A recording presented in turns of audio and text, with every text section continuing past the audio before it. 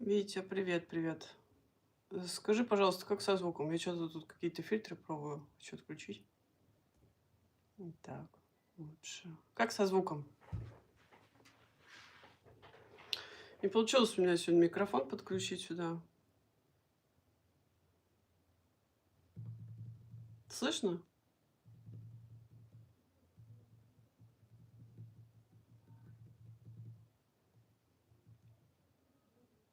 Сейчас я тебя модером сделаю. Хорошо. Так, и мне надо тогда, получается, немножко пообщаемся. Кое-что расскажу интересное. Из каких городов здесь у нас люди? Напишите. И сколько у вас времени, напишите, интересно.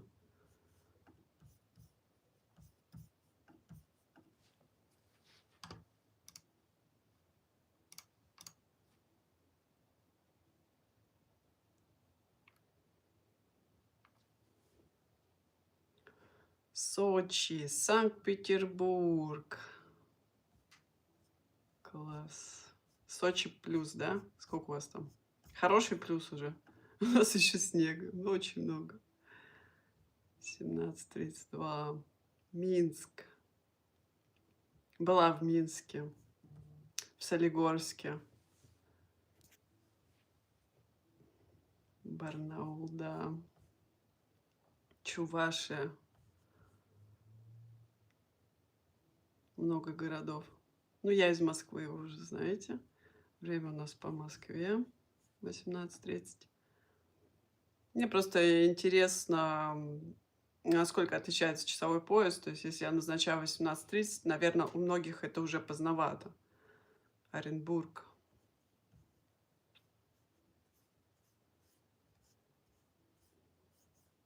Хорошо. Какое питание у вас?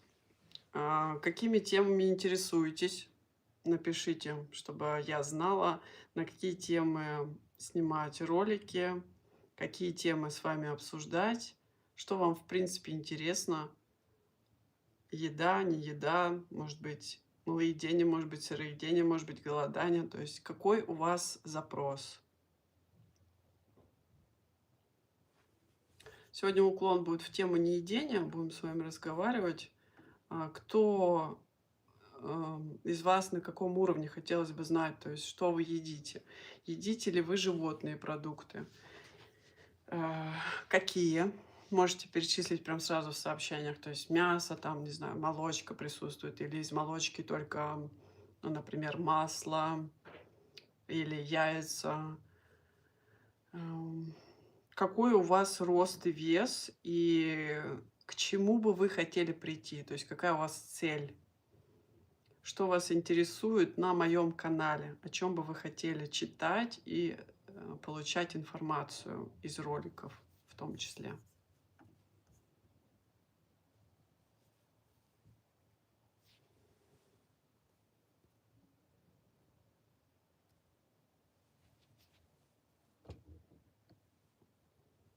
Голодание. Практиковали голодание, Дмитрий, и какое? Или у вас просто запрос на голодание? Скоро из Москвы придется бежать. Да нет, как раз-таки все из регионов в Москву и побегут. Москва будет центр всего. Так, сейчас нельзя есть. Так, привет. Елена, привет. Через собачку все здесь ники у меня. Имен нет. Привет, привет, Светлана. Германия. Веган, варенка. Хорошо. Как очистить организм? Мгм. Вы прям пишите, я прям скрин сделаю вот этих ваших сообщений, чтобы знать, что вас интересует. А малоеды есть здесь, которые едят раз в несколько дней или раз в день уже пришли к такому режиму? Ем молоко, но стараюсь уменьшить. Яйца не ем, рыбу иногда ем, но стараюсь уменьшить. Сыр, творог ем раз в неделю. Не ем. Мгм.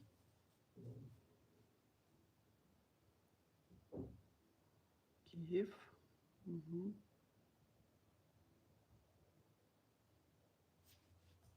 Так, понятно. Малоедов нет здесь, да? Что вам мешает перейти на малоедение? Молочные продукты, веган, вареное. Мгм.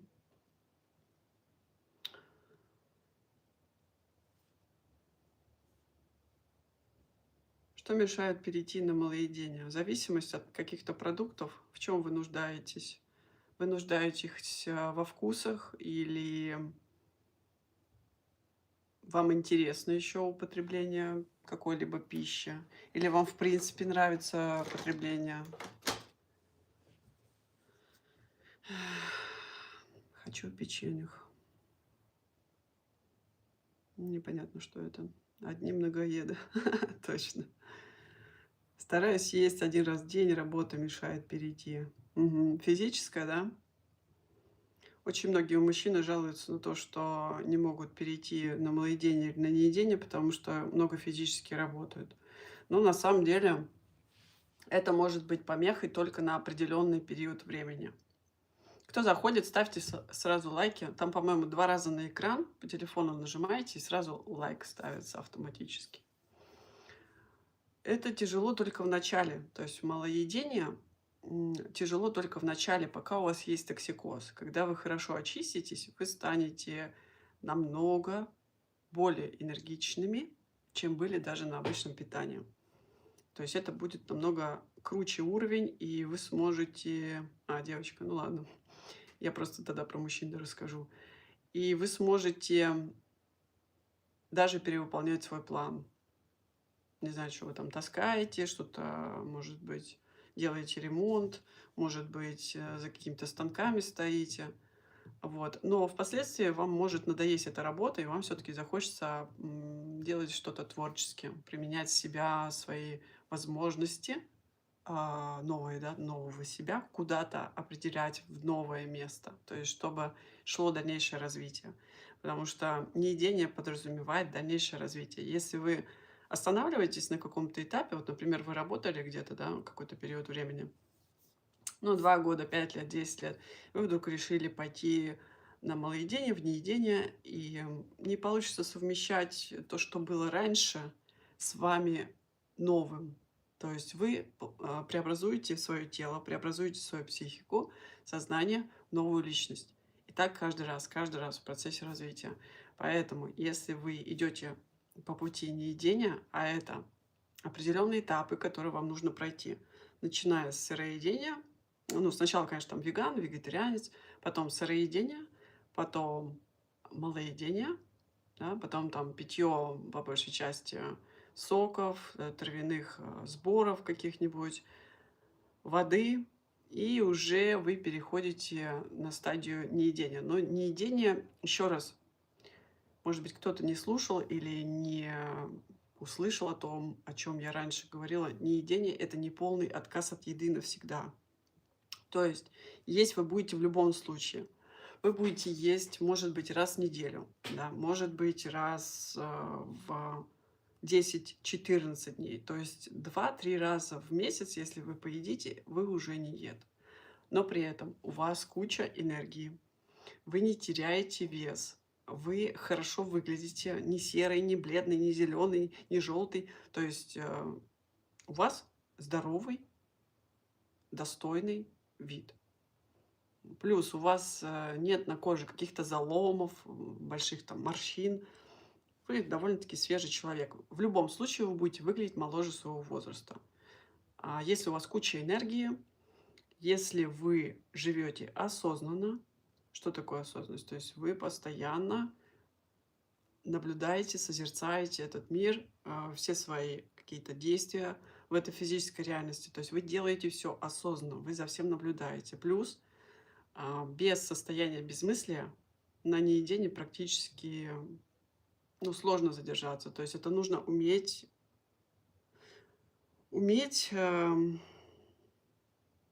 останавливать внутренний диалог, жить в бессмысле, жить в моменте здесь и сейчас. Потому что если вы путешествуете от одного к другому, вас что-то тревожит, вас что-то беспокоит, ну, на неедении вы не сможете задержаться. Это так не работает. слишком много энергии будете отдавать непонятно куда. Вот. А поскольку все определены какими-то шаблонами, да, какими-то ограничениями, своими или чужими, то человек, получается, очень ограничен сам собой и добавляет только в эти моменты еще больше мыслей, еще больше дум по этому поводу, сливает туда энергию, и что происходит потом? Он идет и наедается. Что-то не получается, что-то не удовлетворяет его. Поэтому к еде он будет всегда возвращаться. Осознанность очень важный показатель вашего уровня развития. Вот. И потом люди, которые идут по пути самосовершенствования, они, как правило, начинают... Я ваши вопросы все прочитаю. Можете общаться между собой, если что, в чате там. Может, каких-то интересных собеседников найдете себе. Люди, которые идут по пути самосовершенствования, они сначала всегда начинают с питания. Да? У меня тоже так началось. То есть сначала питание, потом из питания они плавно переходят к тому, как работает их мозг, как работает их психика, эмоции, чувства. То есть они начинают копаться в себе, искать что-то, да, что-то прорабатывать, какие-то эмоции, какие-то зажимы, какие-то застарелые обиды. А потом они уже начинают идти в направлении, например, пробуждения. Это очень многих интересует. Вот в Телеграм, кто не подписан, можете подписываться. Там эти темы я часто поднимаю. Пробуждение, просветление, ну, кто как называет. То есть человек уже идет на другую стадию, да, пробудиться хочет. То есть человеку становится интересно, кто он, зачем он здесь. И, может быть, даже такое громкое слово, какое у него предназначение здесь. Да? То есть люди задаются уже этими вопросами, копают, копают. И путь этот получается от низких вибраций, да, от еды, от заземления, от всяких пороков до высоких вибраций. Когда это все убирается, становится не нужно. То есть к чему-то возвышенному человек идет. А идет он, по сути, к слиянию с духом, чтобы быть в потоке, чтобы быть соединенным с духом уже на 100% это можно сделать. Вот, и там такая сила поднимается, что ты понимаешь, кто ты, по сути. И вот здесь, что самое главное, вот на этом пути, пока ты идешь от низких вибраций к высоким, очень много подводных камней, и есть то, что может разочаровать человека. Есть то, что может дать ему какое-то непонимание, принятие общества, может быть, да. То есть на пути, вот на этом отрезке, очень много препятствий будет. Любых, разнообразных, вообще, сами посмотрите, сами увидите, что там только не будет. И люди палки в колеса будут вставлять, и не люди. То есть все как будто бы будет против вас работать. Также могут возникать какие-то проблемы. Может быть, что-то выстрелит с психикой. Психика — это такое очень тонкое дело, к нему надо подходить очень аккуратно. А может, и ты не будешь знать, кстати, как с этим справиться. То есть ты не будешь знать, куда тебе идти, к кому обратиться. Вот в этом тоже затык такой серьезный. Может просто выстрелить проблемы с телом, то есть с каким-то органом или с общим состоянием, или долго не будут приходить в норму какие-то показатели по крови. Ну, очень много что может быть.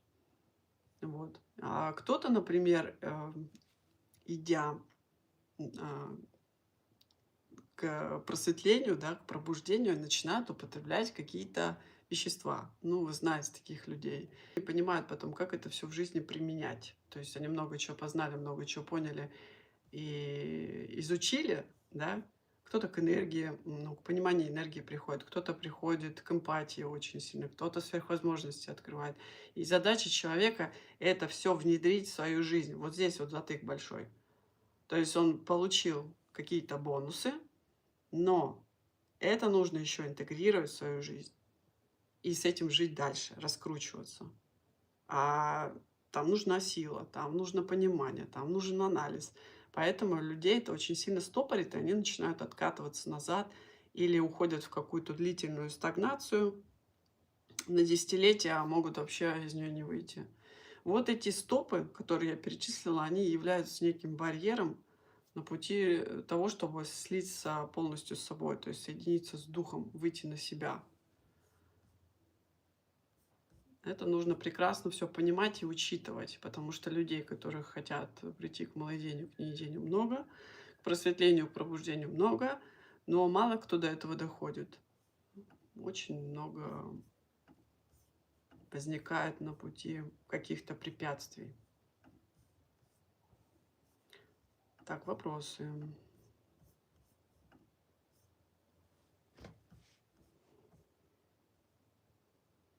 Может, мне их записать? А то они как-то в разброс.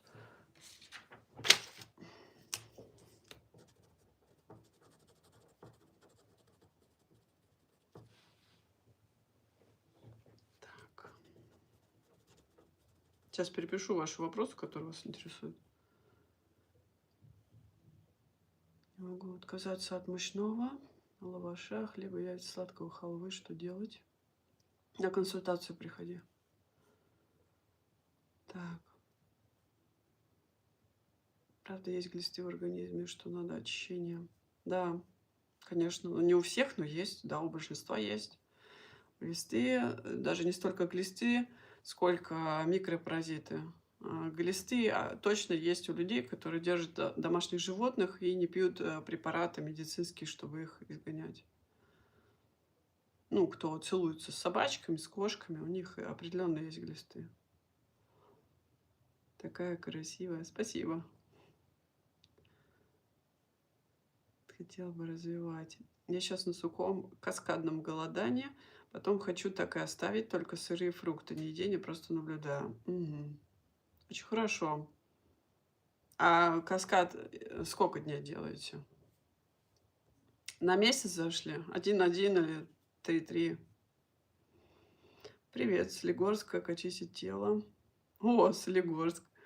Класс, я только выше сказала, что когда Минск написали, я написала, сказала, что была в Солигорске, вот сейчас читаю Солигорск. Как очистить тело. Это подробное видео нужно делать. Очищение тела включает в себя множество этапов, в том числе подготовительных, смотря зачем вам его очищать, то есть на что вы подписываетесь, куда вы хотите идти. Если вы хотите его просто почистить, да, там с целью похудеть или что-то еще другое, то это одно будет. Если вы хотите идти на малоедение, на неедение, то тело чистится уже совершенно иначе. И оно чистится на протяжении некоторого времени, периодически. Повторяются эти процедуры.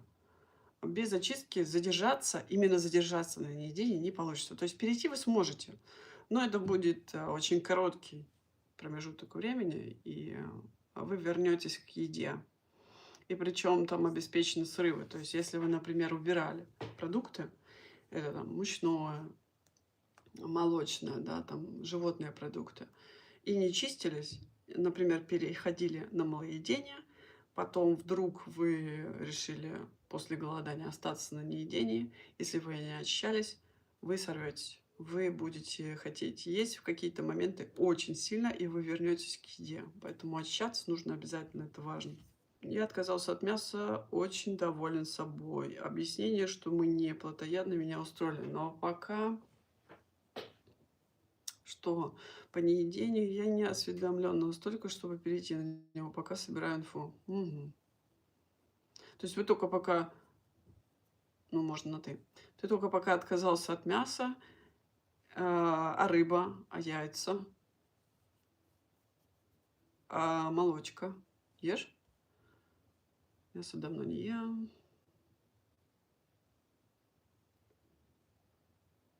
Так, маленькая собачка до старости щенок. Не ел максимум 26 дней, был на воде. Здорово, молодец. Я тоже из Минска. Мгм. Есть даже вши, которые живут личинками под кожей. Моя учительница по химии Римма Сергеевна заметили. Да, есть такое. Такое есть.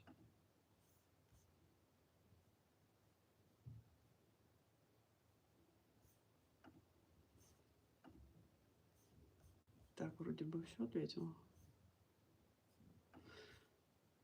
Мгм.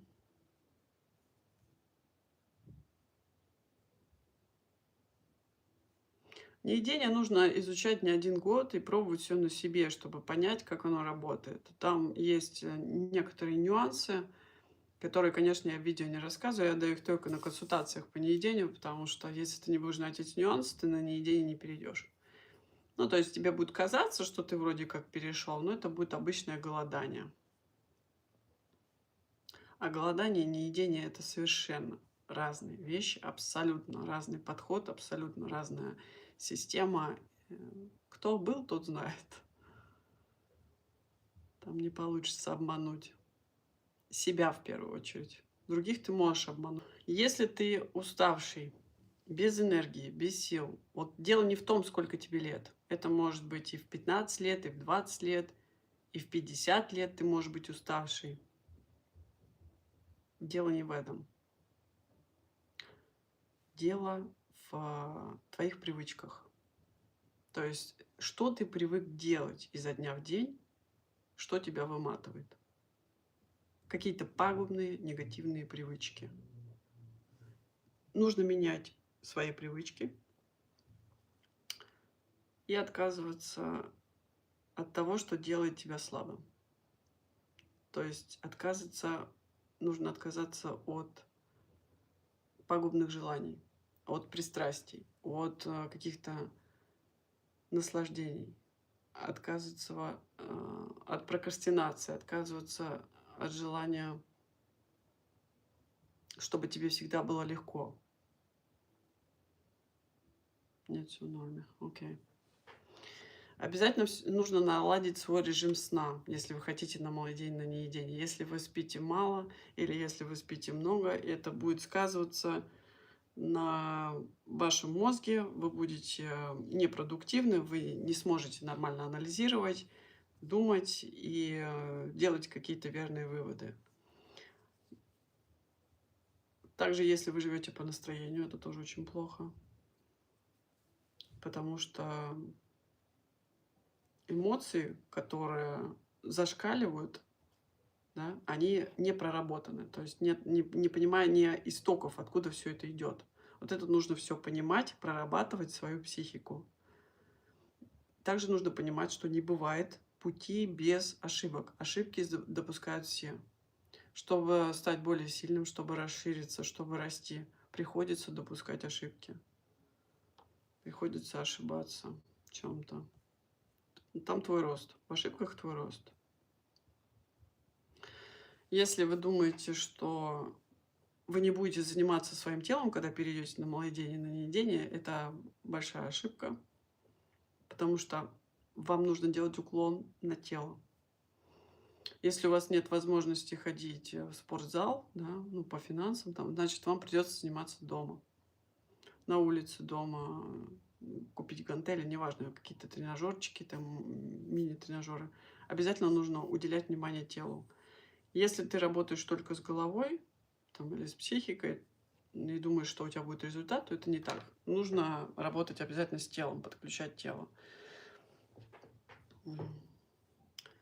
И ты должен придерживаться обязательно дисциплины. Должен быть дисциплинированным человеком. Если ты хочешь, например, ну вот люди хотят не едения только с точки зрения питания, да, что вот они уберут продукты и станут крутыми. Так тоже не работает. Неедение — это своего рода система. Она система конкретно под вас, вами выработанная. Вот. Если вы хотите с собой заниматься на протяжении многих лет, расширяясь и при этом расти, да, добиваясь каких-то поставленных целей, вам придется придерживаться этой системы. Так. Ем молочные продукты, не ем рыбу и яйца. Здравствуйте. Скажите, пожалуйста, сколько раз вы едите в год и что? Ну, в год я не считаю. Я вхожу в определенную систему где-то с осени по начало лета. Летом я вообще ем фрукты, овощи. с огорода, потому что у меня есть огород, ягоды. Ну, то есть я не отказываю себе в этом удовольствии. Здесь разница в чем? В том, что людям нужно много есть, да, если они хотят каких-то ягод или что-то еще. Ну, например, они потребляют какую-нибудь малину или... Сейчас, секундочку. Какую-нибудь малину или смородину. То людям нужно много. И это может быть салат. Им нужно много, большие миски. Мне достаточно съесть 3, ну, 2-3 ягоды малины. То есть это моя еда.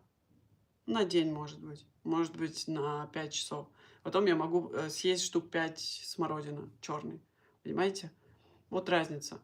Ты кайфуешь не от количества еды, не от того, что она у тебя есть, а от вкуса еды. Ты насыщаешься, как-то Аганян, что ли, сказал, я не помню давно, что еда должна содержать световые калории. Ну, как бы калории условно. Но так оно и есть. То есть ты, когда срываешь ягодку с ветки, ты чувствуешь, насколько она насыщена. Вот этим вот, я не знаю, кто-то называет праной, но я не использую это слово. Праной энергии, да. Ты чувствуешь, как она насыщена вот этой солнечной энергией. И ты просто кайфуешь, насколько она заряжена для тебя, что она может тебе дать. Ты это чувствуешь, как вот эта энергия, она начинает разливаться по твоему телу. Вот. Разница только в этом. Потом в определенный режим вхожу, в холода особо есть нечего. То есть на протяжении, сколько, 5 лет я с октября по февраль ела раз в 6-7-10 дней. То есть вот так, за месяц я ела 4-5-6 раз. Примерно так. 1 год у меня были сухие голодания. Это, по-моему, было года 4. Голодания целый год. То есть в месяц я проводила сухих голоданий от 10 суток до 18-20. Вот так. То есть меньше 10 суток я в месяц не проводила. Это был мой такой эксперимент, когда я пыталась понять, на что способно тело, если так немножко жестить с ним. Было довольно-таки интересно. Крутой опыт, но я немножко устала от него. Но мне нужно было это сделать с целью познания возможностей тела. То есть каждый месяц от 10 до 20 суток. И после этого опыта как раз-таки уже никто и никогда не сможет мне вдолбить или сказать, или внедрить какие-то установки, что человеку обязательно нужна еда для жизни.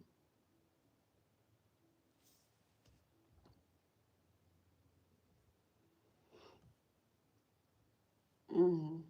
Молочку нужно тоже убирать. Уберете молочку, станете еще мощнее.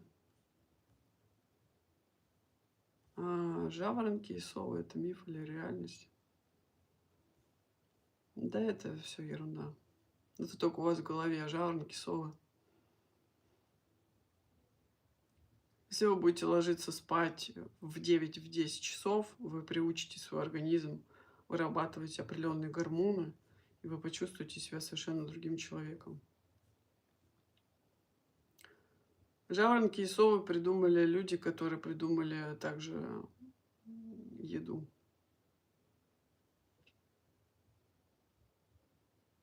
Если бы ты сейчас начинал заново, как всеядный человек, какие первые 3 шага ты бы сделал на этом пути?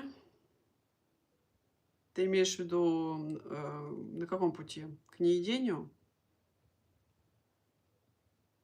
Ну, это все, конечно, работает, если нет активной физической нагрузки. Я про физическую нагрузку выше сказала, можете отмотать и послушать. У меня физическая нагрузка ого-го какая. И на сухих тоже. И на сухих там такая мощная энергия прет с тебя, что никакой мясоед никогда меня не переплюнул бы, что я там творила и что я делала за сутки. И спала я при этом всего 1,5-2 часа. А то и вообще не спала. Так что вы меня не нужно убеждать в чем-то, в том, что вы не пробовали никогда. Я не знаю, кто может меня переплюнуть по вот тому, что я делала. Повторю ли я это еще? Ну, если какой-то человек захочет со мной повторить это, прям вот четко повторить, я могу повторить. Но только не год, а меньше уже, потому что я не вижу смысла год это проводить. Я тогда устала все-таки от этого всего. Хотела уже расслабиться и расслабить свою психику. Это изматывает. Чисто психологически изматывает. Вот. Физически ты способен на все что угодно. Там нет предела. У тебя просто мощь в руках, в ногах, в голове. Просто машина. Люди не все до этого уровня доходят, поэтому они не понимают, что это такое, откуда эта энергия бешеная берется. Потому что в тебе нет то, что тебя заземляет, в тебе нет то, что делает тебя тяжелым. Ты легкий, ты сам как поток. Такое ощущение, как будто ты над землей паришь. Какая тяжесть может быть что-то выполнять или делать физически? Никакой.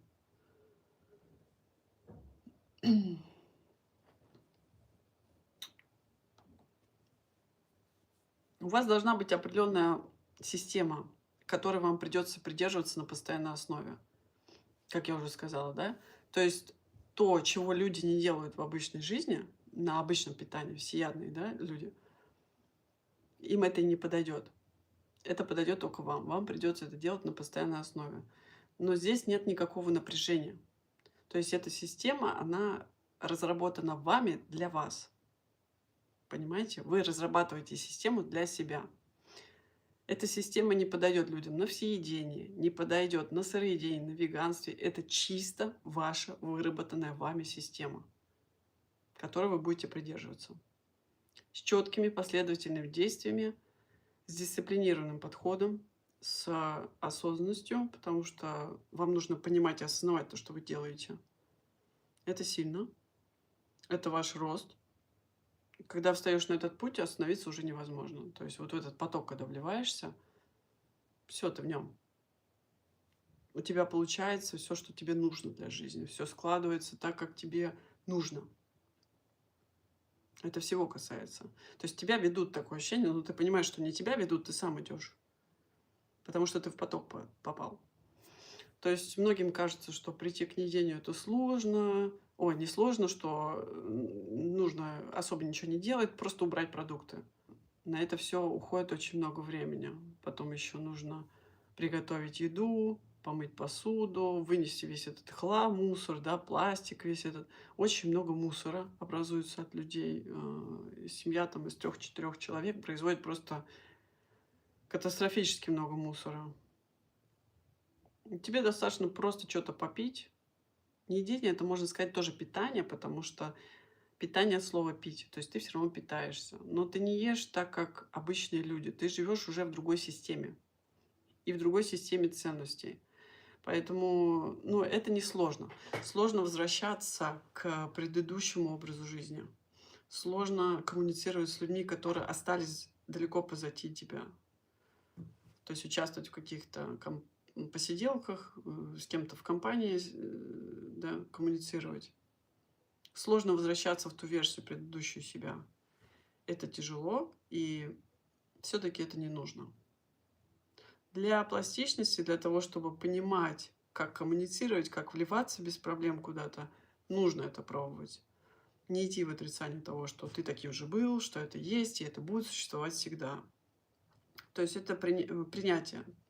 Ты принимаешь себя таким, какой ты был, принимаешь людей такими, какие они есть. Неважно, что ты ушел вперед далеко.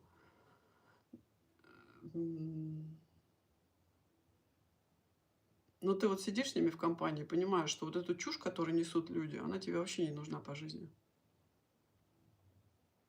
Ты не хочешь вариться в их жизненных ситуациях, в их негативе.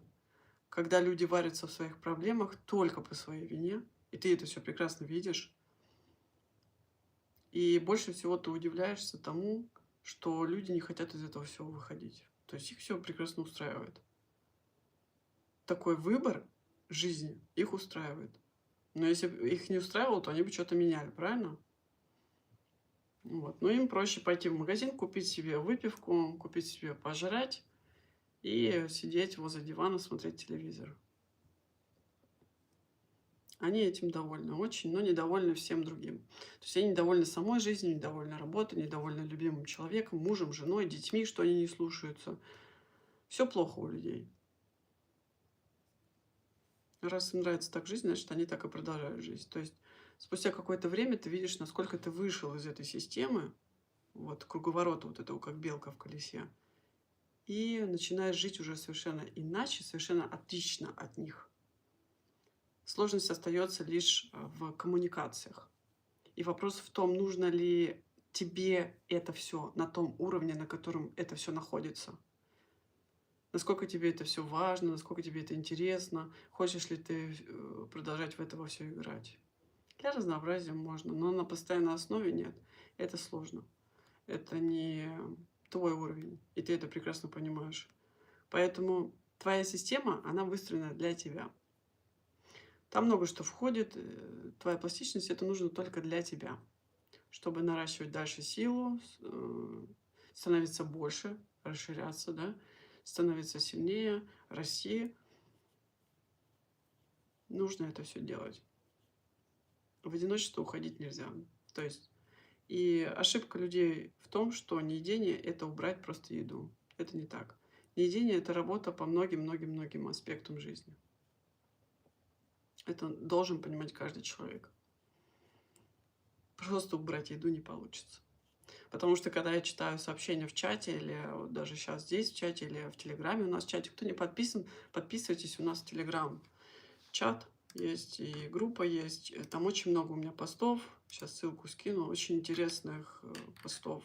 Интересные собеседники там у нас. Можете, надеюсь, ссылку пустят сюда, в Телеграм. Можете поизучать там информацию. И вот когда я просто захожу, да, читаю какие-то сообщения, в основном всех людей интересует только продукты, еда, не еда. То есть люди не понимают то, что не все на еде завязано. Ну, далеко не все. Работа с головой — это основа. И с телом тоже. То есть сначала голова, потом тело, потом только продукты. По-другому не работает. Если вы думаете, что тело само способно, ну, как-то все вычистить, переработать, очистить себя, это не так. Ну, я по своему опыту говорю, что это не так.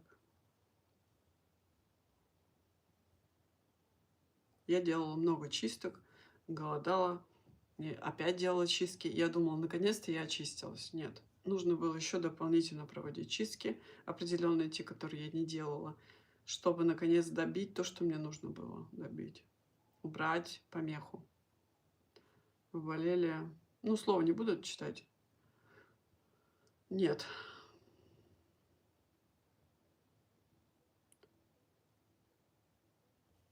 А то на него, не знаю, сейчас запрет в Ютубе просто стоит или нет. Так. Я когда не ел, мне снилось, что я ем. Как наяву все было. Да-да-да, есть такое на голоданиях, особенно на сухих.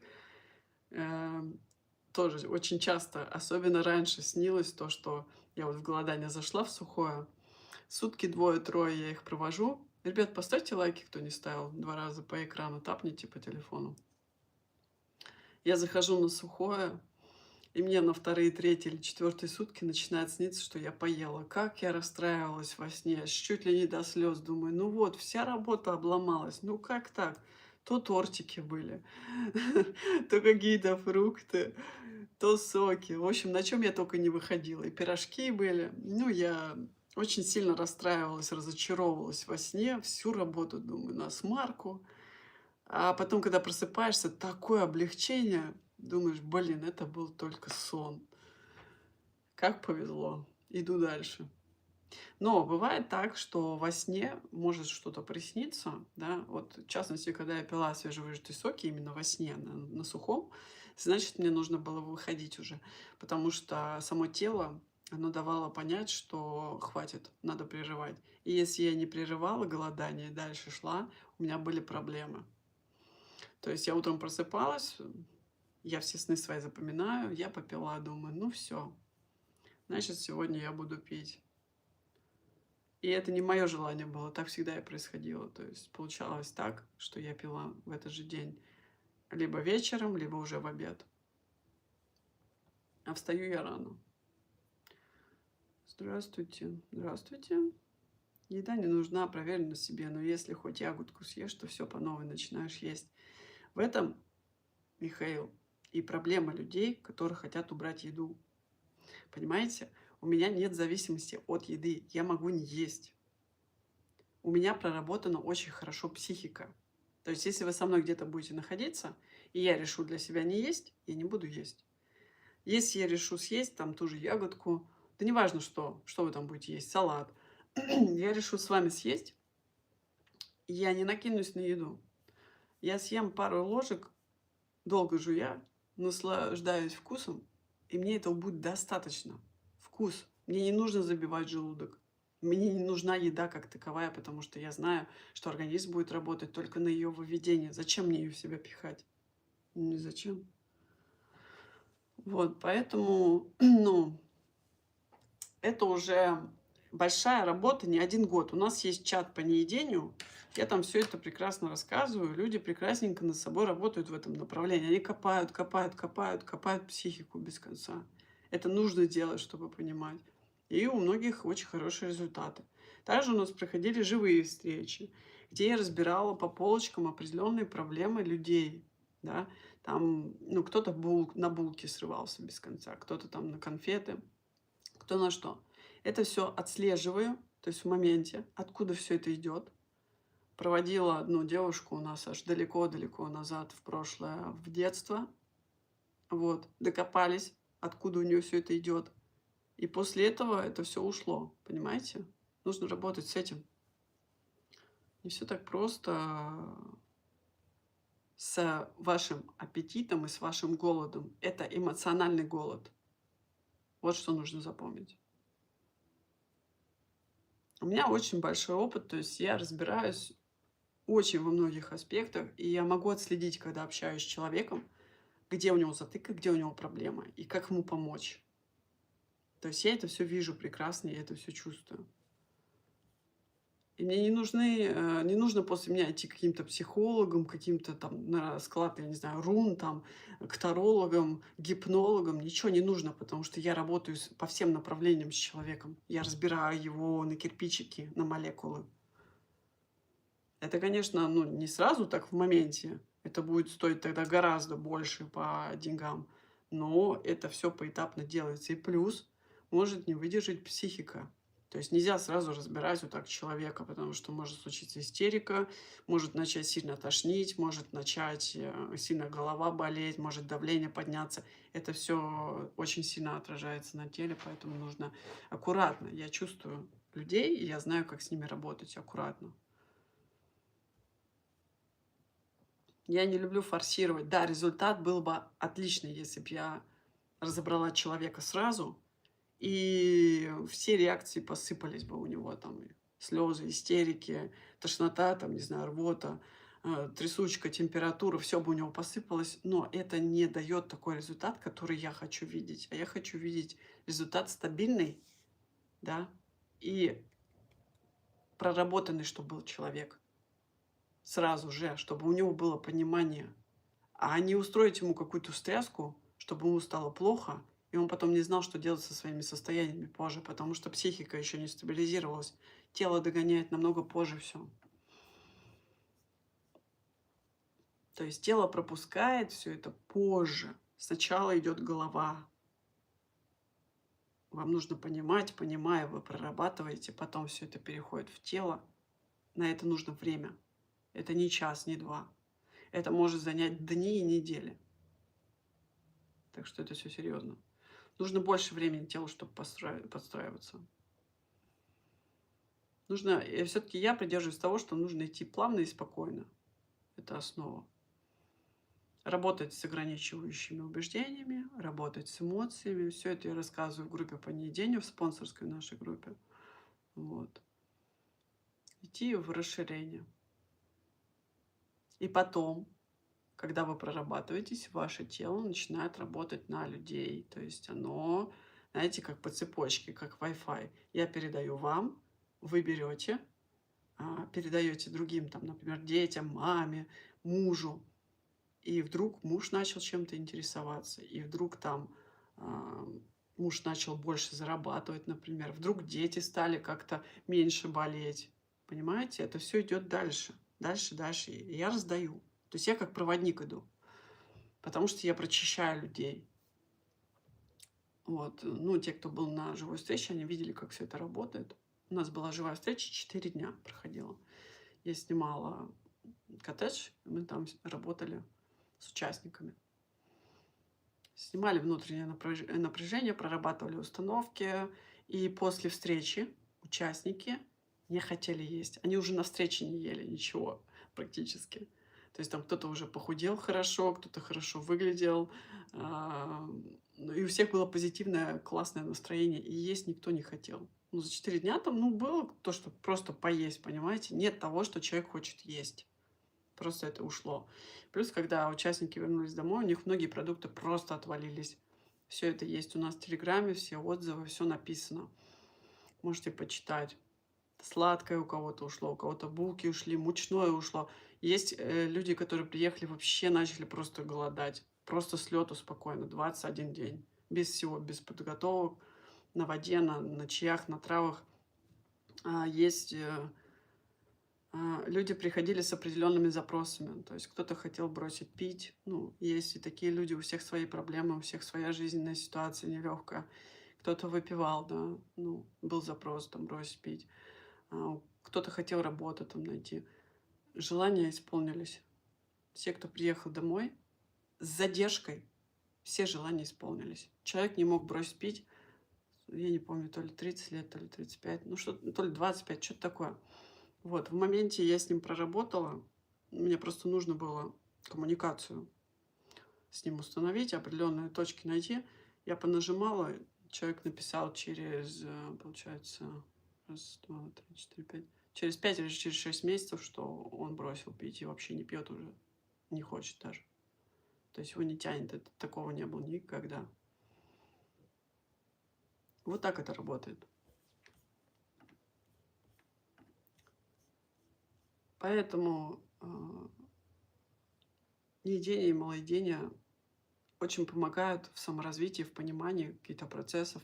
Прежде всего нужно понять себя, выйти на себя, да, на свой источник, кто ты, стать сильным, расшириться, стать проводником, а потом ты уже сможешь помогать другим людям. Ну, если это есть запрос такой. Вот. В основном НИЕДы этим и занимаются. То есть их задача помогать другим людям, подтягивать их до своих вибраций.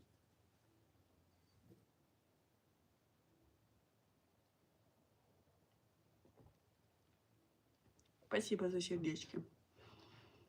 Так, 18 дней подряд или каскад? Каскад. Что значит усталое состояние суперская? Психика устала, я уже сказала. Как легче не едет на сухую или с водой? Я воду не очень люблю, но лучше, конечно, с водой. На сухую сложновато будет с психикой именно в социуме, потому что я живу в городе. В городе нереально. Если вы в какой-нибудь деревне, да, на сухую, конечно, вот так будет. В социуме не получится. Да, как малоед, условно, с высоты опыта, без лишних ошибок. Первые 3 шага начинающего, которые самые важные. Сейчас скажу. Как малоед.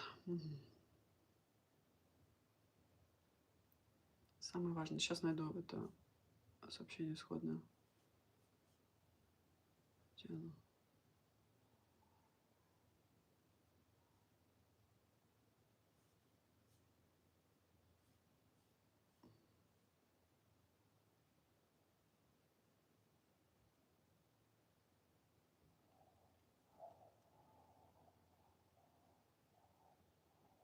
Люблю слушать и смотреть Джерика Санфайр. У нас парень работает, похож на него. Да, Джерика крутой. Сейчас, секунду. Так, если ты сейчас начинал заново, как всеядный человек, какие первые 3 шага? Надо подумать, хороший вопрос. Первые 3 шага. Я бы изолировалась от своих родных. Это точно. Первое.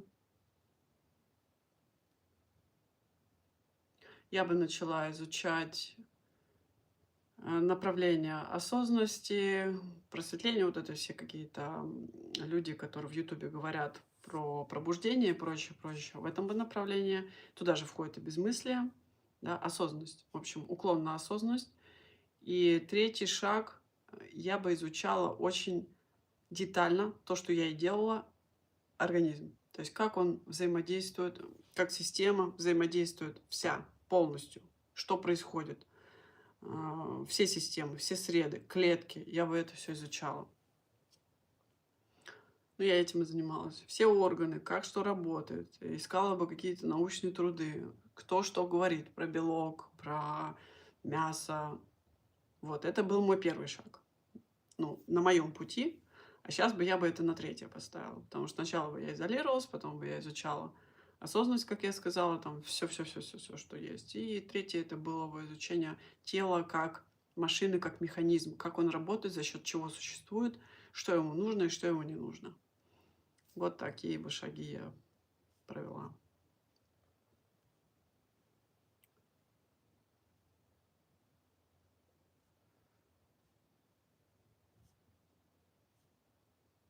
Так. Как вам удалось нормализовать уровень витамина В12?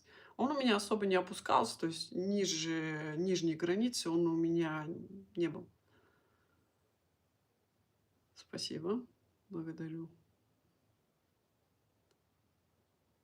Ам, Никак, я ничего не пила. Просто держался на уровне 250, по-моему, он у меня был. Я не помню, нужно посмотреть видео, у меня есть на ютубе. 230 или 250, что-то, или 270, что-то такое. Вот. Но здесь нужно смотреть активный B12. Активный B12 у меня тоже очень хороший показатель был, даже не близко к нижней, не к нижней норме значения. Сам B12 он особой информации не несет. Нужно активный B12 смотреть. Как он называется? Как-то на Г, я уже забыла. Не гомоцистеин, там что-то другое было. Ну, в общем, у меня видео есть на канале, можно найти, я там показываю отрывок. Или в Телеграме я фоткала. Цианокобаламин, что ли? Нет, не то, я забыла. Цианокобаламин это B12. Активный B12, как называется, кстати. Это было так давно, когда я его сдавала. Скажу. А, вот. Холотранскобаламин. Вот на него надо давать. Активный B12. Но он не во всех лабораториях есть этот анализ. Не везде есть реагенты. Вот так он называется. Можете сдать, проверить. Потому что B12 может быть вроде как в норме, но вот этот холотранскобаламин, он может быть сильно занижен. У меня он в хорошем показателе был. На хорошем уровне. Так, и что самое интересное, у меня ведь и ферритин, и железо, все хорошо. Сейчас ведь люди, которые, девушки, женщины, едят все, у них ферритин 2, ферритин 5, ферритин 7, а у меня 30 с лишним. Ну, там зависит немножко. В основном 30-35 держится. То есть он даже не падает меньше 30. Так что все нормально. Людей устраивают их болезни и проблемы, но зато еще успевают дать советы, как же ты без алкоголя, мяса, сигареты, когда я на каскаде хоть лес уходи. Да, есть такое.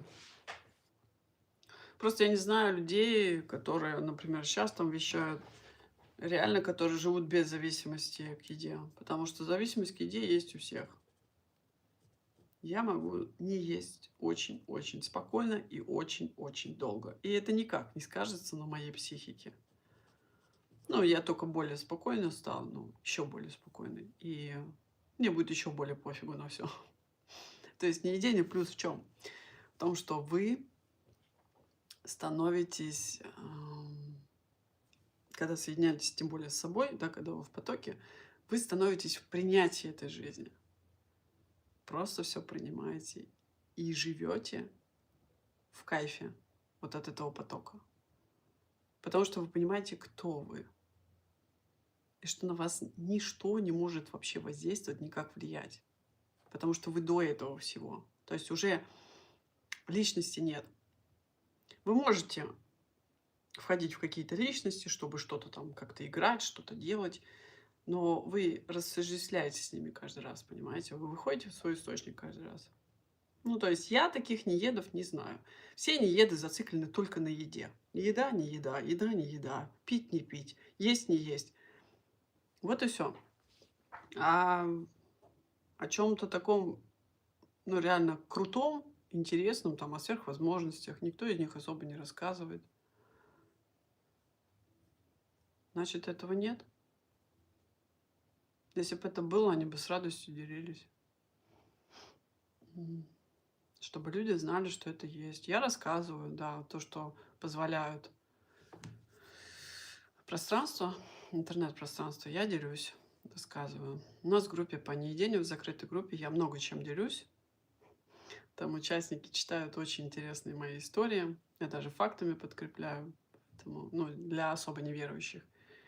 Чтобы поверили, знали, что это есть. Потому что многие фильмы с людьми, у которых есть сверхвозможности, сняты не на пустом месте. Это все существует, это все есть. Просто нужно дойти до этого уровня, убрать все свои какие-то ограничивающие убеждения и понять, что тебя ничто не обуславливает в этой жизни, кроме твоей формы и тебя самого. Ну, то, что вот здесь находится. Все открыто, все доступно. Можете заниматься такими вещами, на которые 99,9% людей вообще не способны. Потому что они находятся в потреблении. А потребление – это проблема. Потому что вот люди на самом деле не поняли, когда я ролик сняла про потребление, сказала, что я вижу это как проблему. На самом деле это так, но они почему-то восприняли это в штыки. Но это кто на потреблении, тот и воспринял в штыки, что потребление – это норма. Для меня нет. Понятно, что мы все что-то потребляем, но я свожу это потребление к минимуму, и я вижу результаты. Ты потребляешь контент? Ну да, потребляешь. Но здесь важно также уметь благодарить, понимаете? Потому что если не благодарить, то вы дальше не двинетесь. Пока не научитесь ценить и радоваться, ну, то, что вам доступно, что у вас имеется, да, тогда вы на следующий уровень не перейдете. То есть двери для вас будут закрыты. Нужно уметь благодарить. Потому что и очень часто, кстати, недовольные люди там пишут что-то в комментарии. Это их не устраивает, это не так, это не так написал, не то сказал. Ребят, если вы недовольны вот этим вот малым даже, каким-то текстом, каким-то видео, кусочком там несколько секунд, из 20 минут вы недовольны 5 секундами, о чем вы говорите? На что вообще вы больше что-то замахиваетесь? То есть остальная информация из ролика на 20 минут, например, вам не показалась какой-то значимой. Вот зацепились за какие-то 5 секунд. Если вам, ну, мало этой информации, так вам и больше не дадут. Вы же знаете вот эту пословицу: у кого много, тому добавится, у кого мало, последнее отнимется. Но это же не про деньги, это про чувства. Я на живой встрече об этом рассказывала. Это про чувства. Это именно то, что вы ощущаете, понимаете? Вы должны быть как бы благодарны за это. Это ваше чувство, благодарность. Это благодарность за то, что вы имеете возможность что-то читать, да, с кем-то взаимодействовать. Сейчас даже на стриме вы со мной взаимодействуете. Вот эта благодарность за то, что вы имеете, она дает возможность вам двигаться дальше. А те, кто вот жалуются, чем-то вечно недовольны, это, в принципе, недовольство жизнью и недовольство собой. Вот и все. Это зависть, это непринятие других людей, что они что-то достигли, что у них есть что-то больше, чем у меня там, да. Я такой хороший, почему у него больше денег, чем у меня? Потому что это зависть. Почему он больше имеет возможностей, чем я? Потому что это зависть. Ты не довольствуешься тем, что у тебя есть. Не благодарен ты за это. Не будет у тебя денег много. Не будет у тебя возможностей больше. Не будет. У тебя будет только отниматься. Поэтому здесь вот очень важно понимать это. Очень важно взаимообмен. Очень важно любить все, что ты делаешь, любить там, где ты находишься. Все это соответствует тебе, твоим вибрациям.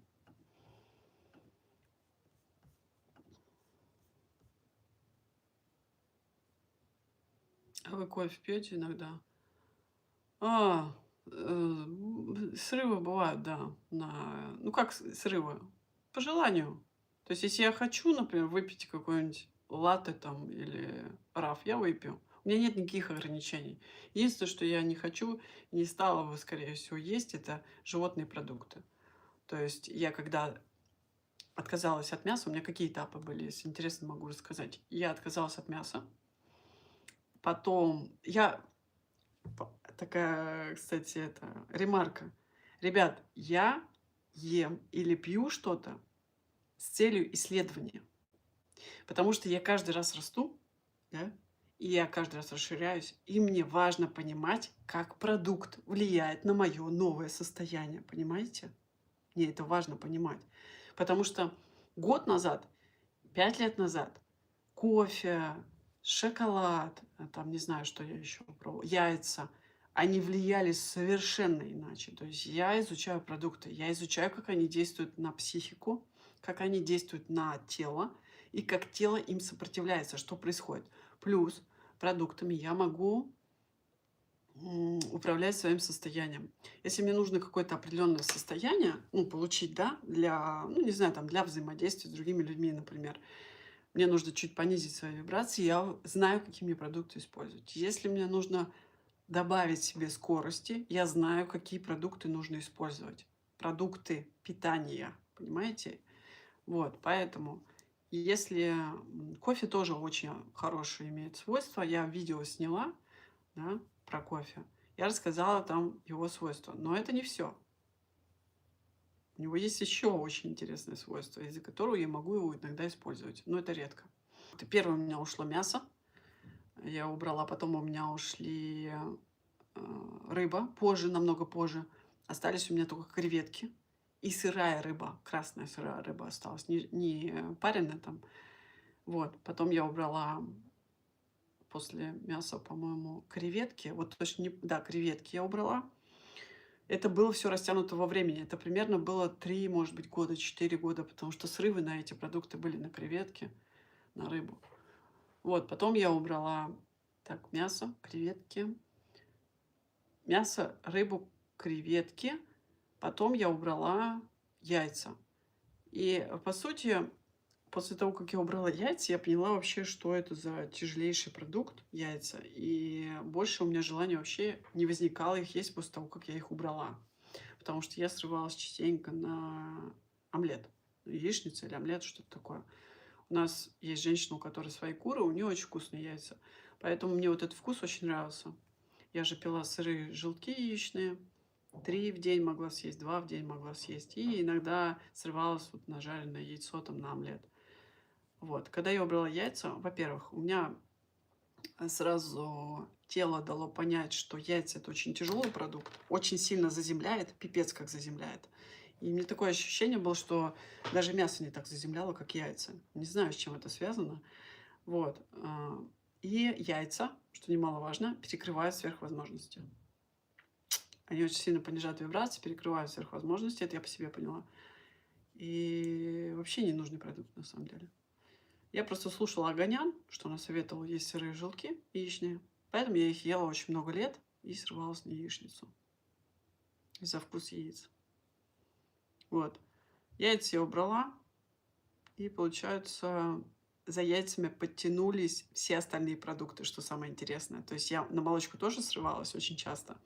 Это была сметана в салаты, это было, что там еще? Масло я очень долго ела сливочное, потому что Оганян не против жиров была, поэтому я их использовала.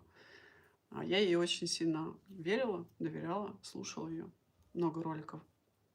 Вот. И после яиц подтянулись вся молочка. То есть ушел творог, у меня давно ушел, он тяжелый продукт очень. У меня ушла сметана, у меня масло было раньше почти на каждодневной основе, чуть-чуть кусочек, но был. Я его тоже убрала. Потом мне пачки стало хватать, я не знаю, месяцев, наверное, на 6 или на 7. а то, может, и больше. Вот. И все. Гречка ушла потом, коричневая. Зеленая сразу ушла. Срывы были, ну, как и есть, хотелось, конечно, зимой, на коричневую гречку. И с маслом я ее делала, получается. Ушла гречка, и все. И все продукты начали потихоньку отваливаться после этого. Потому что гречка, кстати, она очень сильно поднимает сахар. Поэтому из-за нее хочется еще больше есть. Учтите это. Я никак не могла понять, почему я каждый день имею эту гречку, и мне помимо гречки еще хочется есть, есть и жрать даже. Вот, дело в этом. И все, и после гречки, получается, у меня все остальные продукты просто пропало желание есть.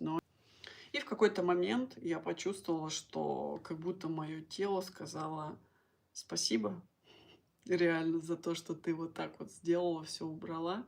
Теперь оно свободно, и оно может заняться вообще другими делами. Ну, там много чего потом произошло, когда я поняла, что я все сделала правильно. Но я бы не советовала есть орехи.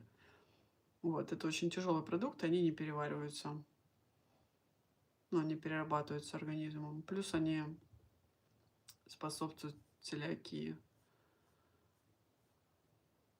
Благодарю вас за полезный эфир. Пожалуйста, спасибо за отзыв, за комментарий.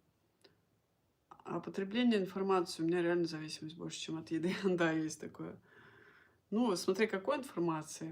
На первых этапах малоедения, неедения очень много чего поглощаешь, да. Тебе очень много что интересно.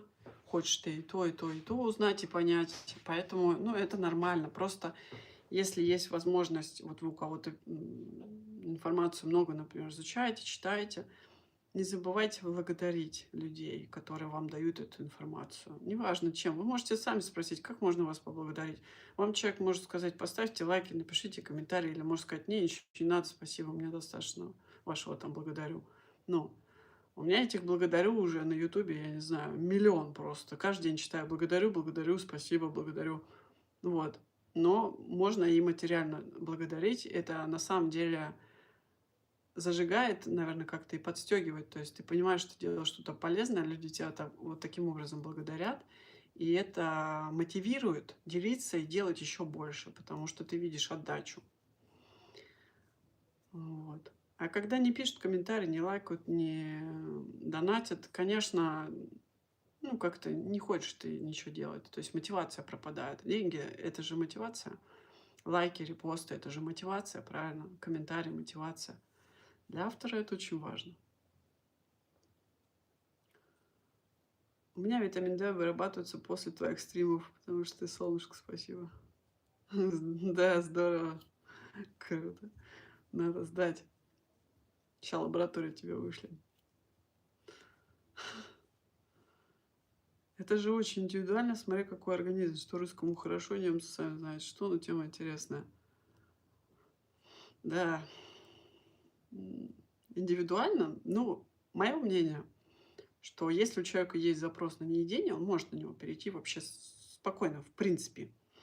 Но дело-то в его работе, насколько он готов работать и насколько он готов преодолевать все то, что я выше перечислила, да, вот эти все препятствия, шаги какие-то, когда он предпринимает, делает.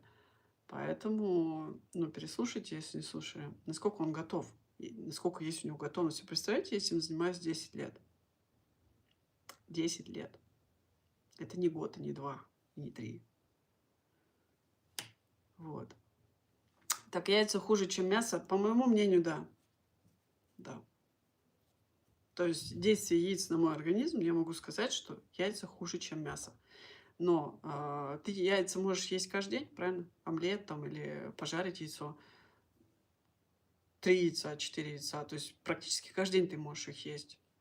Вот. А мясо, ну, оно надоедает как-то, как будто бы.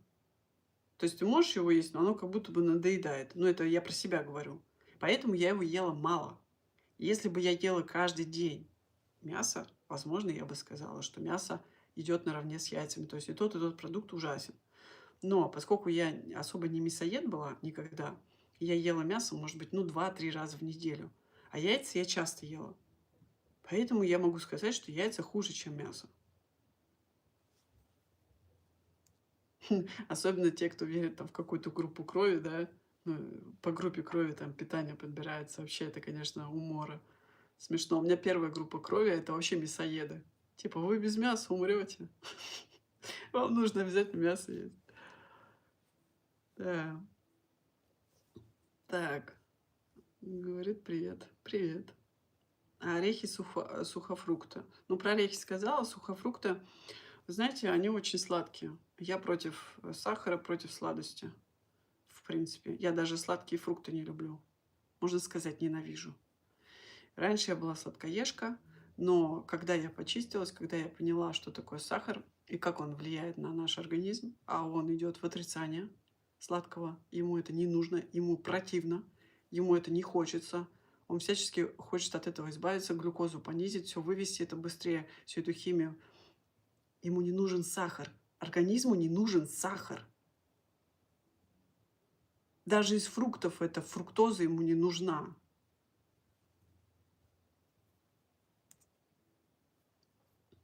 Сухофрукты сладкие. Если вы можете, например, порезать яблоко, да, и сделать в дегидраторе сами, то что тоже будет являться сухофруктом, или арбузы какие-то, или дыни, пожалуйста, ешьте. Но если вы покупаете, я против сухофруктов.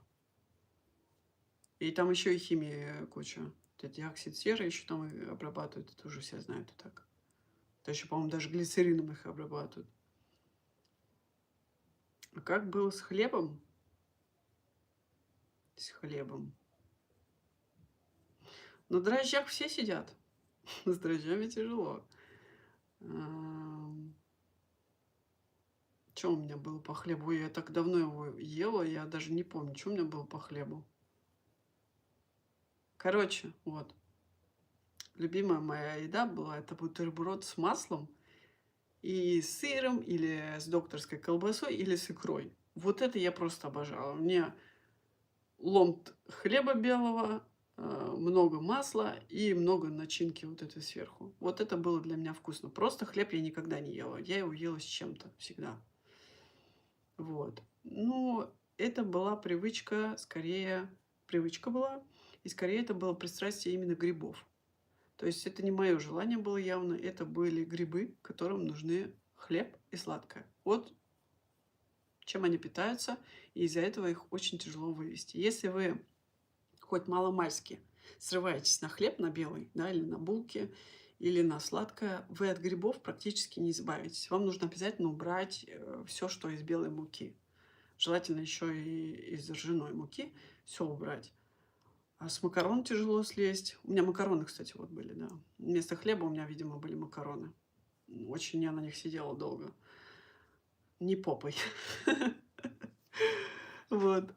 И, короче, получается, белый хлеб убрала, макароны долго у меня были, по-моему, года 4 или 5 я срывалась.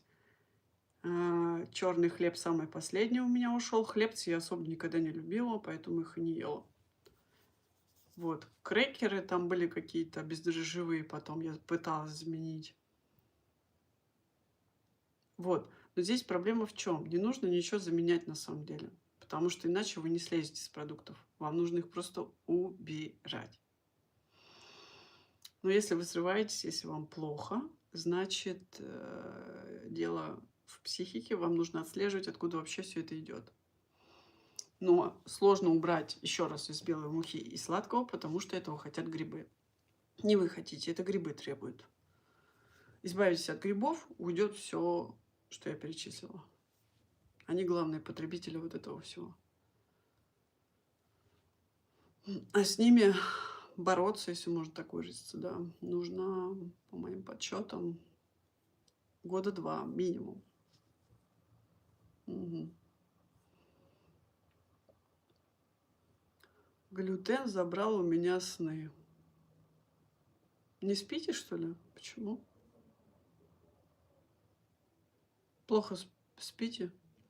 Моя проблема — это смешивание разных продуктов и малый промежуток между приемами. Но интервал держу 16-17 часов. Хороший интервал. Практикую сухие пока 5, добавляю постепенно. Цель — изменить вкусовые привычки. Мгм. Это хорошо. Смешивание разных продуктов. Вот это, кстати, я не люблю. М. Это тоже говорит об моем, ну, таком достаточно хорошем уровне. То есть, если вы хотите понять уровень человека, то вам нужно понимать, насколько разнообразно у него меню. Чем меньше он смешивает продуктов, чем больше у него моно, да, и чем меньше порций, тем он круче, этот человек. И чем он меньше ест за день, соответственно. То есть я, поскольку про малый день и про недень рассказываю, для меня в принципе нет здесь, от меня нет для вас информации, то, что человек должен есть много. То есть от меня информация идет, то, что человек должен есть мало. Все, о чем я говорю, это идет мало. Мало это сколько? Это с ладошку. Вот ваша порция еды. И, конечно, таких порций за день не должно быть ни 5, ни 10, одна-две. Все. Я вот об этом говорю. Поэтому, если человек на моно и ест вот чуть-чуть совсем, да, насыщается, там, не знаю, чем, одним бананом в день, а вечером, например, ну, что он может съесть, я не знаю, огурец с солью, то это крутой чувак. У него есть чему поучиться. Сплю хорошо, но снов теперь не вижу. Мгм. Ну, сны есть всегда, просто вы их не помните. А все почему? Ну, потому что глютен очень негативно воздействует на кишечник. А кишечник у нас связан с мозгом, поэтому память у вас отрубается. Люди тупеют под действием глютена, если что. Это не личностно было, это просто, чтобы вы понимали, откуда вот эта связка идет. То есть, когда человек ест много там булок, баранок, все, что содержит дрожжи, глютен, он тупеет. И Альцгеймеры как бы недалеко у таких людей тоже, в том числе. Вот. Поэтому смотрите за своим рационом, изучайте мой канал, изучайте, в принципе, какую-то информацию по продуктам, по питанию, подписывайтесь в Телеграм, там много информации. Добавляйтесь в группу по неедению, если хотите быть спонсором канала. Я беру туда действительно интересующихся людей этой темы. И кто хочет развиваться, кто хочет, ну, быть крутым, там очень много информации. Очень много. 2 года я веду эту группу. Попадаете в мое поле, там начинает все у вас меняться, вся жизнь. Вы любите процесс еды?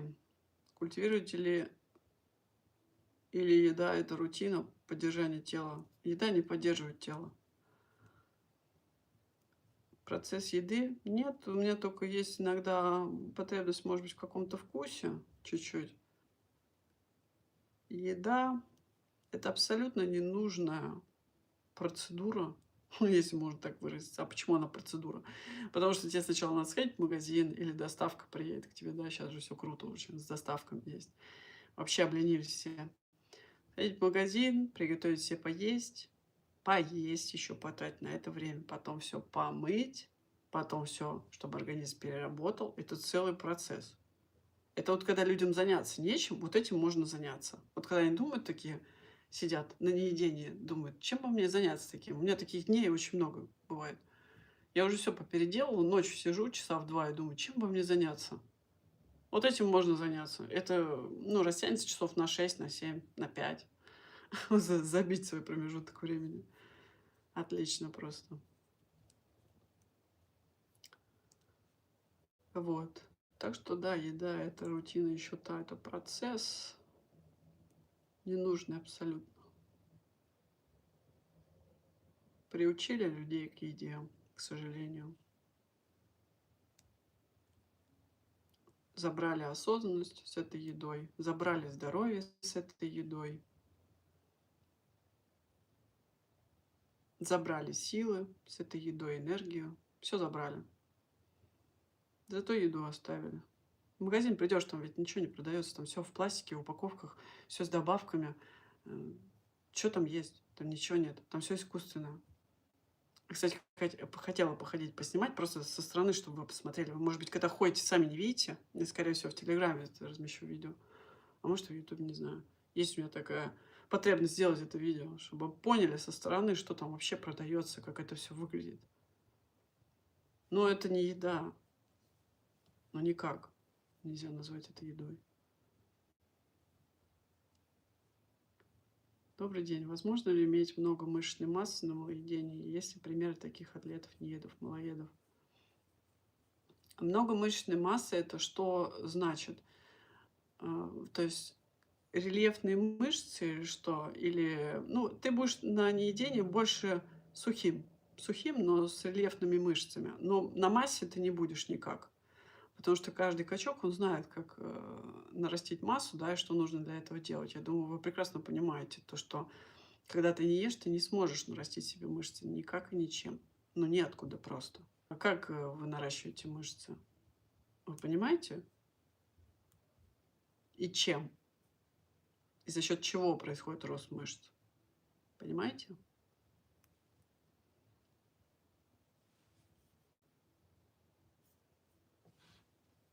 Вот, поэтому ты будешь жилистый. Ну, на Джерика Санфайра посмотрите, вот какое у него тело, вот таким вы и будете. Но не факт, что через время вы не начнете сдуваться, если перестанете заниматься. То есть мышечная масса тоже уйдет. В том и дело. У меня мышцы, я считаю, что достаточно хорошие. То есть у меня фигура не вот такая вот. У меня есть формы, у меня есть мышцы, мне этого достаточно. Самое главное, чтобы были силы. М. А сил у тебя много. И самая основная и главная твоя сила, знаете в чем? Не только в физической работе какой-то выполненной, и не только в физическом труде, который ты можешь выполнять, и получше, чем другие люди, которые едят и устают быстро. Твоя сила вся вот здесь вот. У тебя суперская память, охренительная у тебя память просто. У тебя молниеносные реакции на все. У тебя суперскорость, у тебя суперосознанность, суперанализ. И у тебя видение присутствует. Вот здесь твоя сила. Самая офигенная сила. Ты превосходишь по этой силе всех людей просто. Соберутся в комнате 30 человек. Ты будешь самым крутым. Но об этом не надо никому говорить. Лучше молчать, чтобы тебя не съели. Можно ли убрать кандида, пишется через А. Кандида. Да, можно, конечно, я же убрала. Черика говорил, что слил много мышц, потому что там гликоген и задержка воды, соответственно. Слил? Куда слил? Ну, он похудел потом сильно. Он там, конечно, не очень много, не очень правильно делал некоторые моменты. Но так он вообще крутой чувак. Добрый день. Сколько дышите минут? Ой, не замеряла, здравствуйте. Раньше было, последний раз, 8. 8-9. На сухих вообще меньше. На сухих я, по-моему, замеряла 5 было даже. 5-6 вот так. На завтрак смузи перед тренией. Генера, стакан и стакан после трения. Креатин. Я не знаю, что такое креатин. На ужин грейпфрут и помело. Прикольно. Молодец. Кроме еды, спорт, сон, что еще наладить? Каждый под себя подстраивать. Ну, то, что ему нужно. Что у него хромает, так сказать. Спорт, сон, да, обязательно телом заниматься, обязательно спать, ну, высыпаться, да, хотя бы. То есть вы можете ложиться в 10, там, вставать в час уже. Можете ложиться в 11, вставать уже в 2, в 3. Может, кто-то и в час, и в 2 ляжет, потому что он не хочет сегодня, например, в 11 ложиться. Тогда уже под себя все подстраиваете. Самое главное, чтобы вы высыпались, потому что если вы не высыпаетесь, в этом есть большая проблема. Еще что наладить? Не отдаляться далеко от людей, коммуницировать с ними, общаться, подстраиваться чуть-чуть, уметь быть гибким. Это важно. Не идти в отрицание того, что они делают, не порицать их, не указывать им на их ошибки, если они тебя не спрашивают, не говорить то, что это не надо делать, это не надо делать. Очень много энергии будете на это тратить, и не нужно это все. Кому нужно, тот сам к вам придет. То есть вы должны уметь как-то вливаться вот в это во всё, что происходит, да, ну, у обычных людей, если у вас, если вы общаетесь. Так легко. И так же легко оттуда выходить, в себя возвращаться и заниматься собой дальше. Они будут на том же месте находиться. Они не будут совершенствоваться. А вы будете идти вперед, если вам это все интересно, да, саморазвитие. И вы будете реально крутой чувак, который посмотрит там лет через 15, через 20 на них и вообще, ну, поймет, какой он путь проделал, насколько он отличается от них.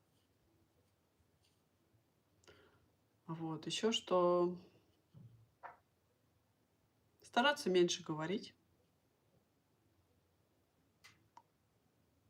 Обязательно безмыслие практиковать, если вы не живете в нем. То есть я в медитации все время. Для меня медитация это безмыслие.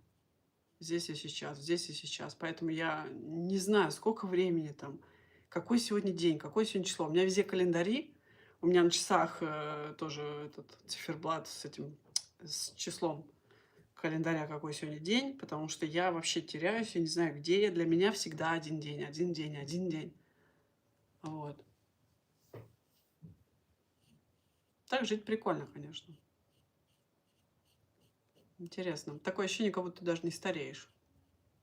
Как будто ты заморозился. Я думаю, так и есть.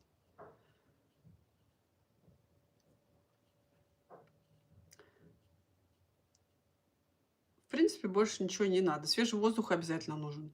Да, свежий воздух. Ходить по земле. Но это вы и сами все поймете, когда начнете это все практиковать. Ходить босиком по земле. Ну, на природе желательно какой-нибудь домик иметь или иметь возможность уехать там. Если есть друзья какие-то, которые могут вам предоставить домик, можете там пожить у них летом, например. То есть контакт с землей очень важен. С природой очень важен. Вот эти основные, наверное, условия, я бы сказала. Со зверюшками очень хорошо взаимодействовать. Но изначально на всеедение он был качок. Да, я знаю. А когда слил объем мышц, понял. А вы есть в Телеграме, Вячеслав? А когда слил объем мышц, понял, что была в основном задержка воды. Ну да.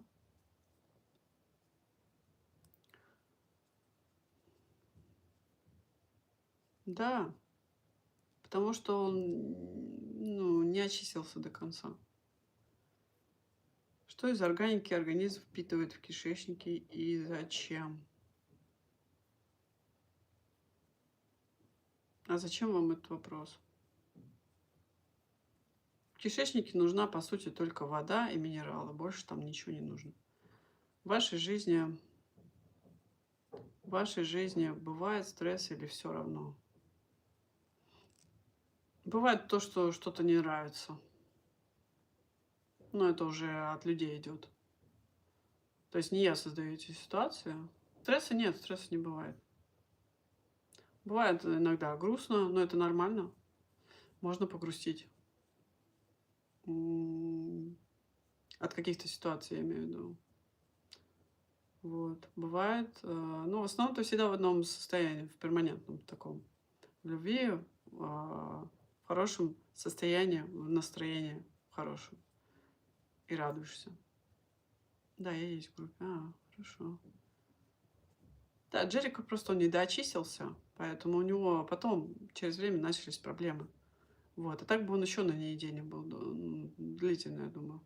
Просто поймите такой момент, что в социуме, еще раз, очень сложно быть неедом. Ну, очень сложно, реально. Это ты понимаешь только спустя время, когда ты на этом неедении уже остановился и застопорился.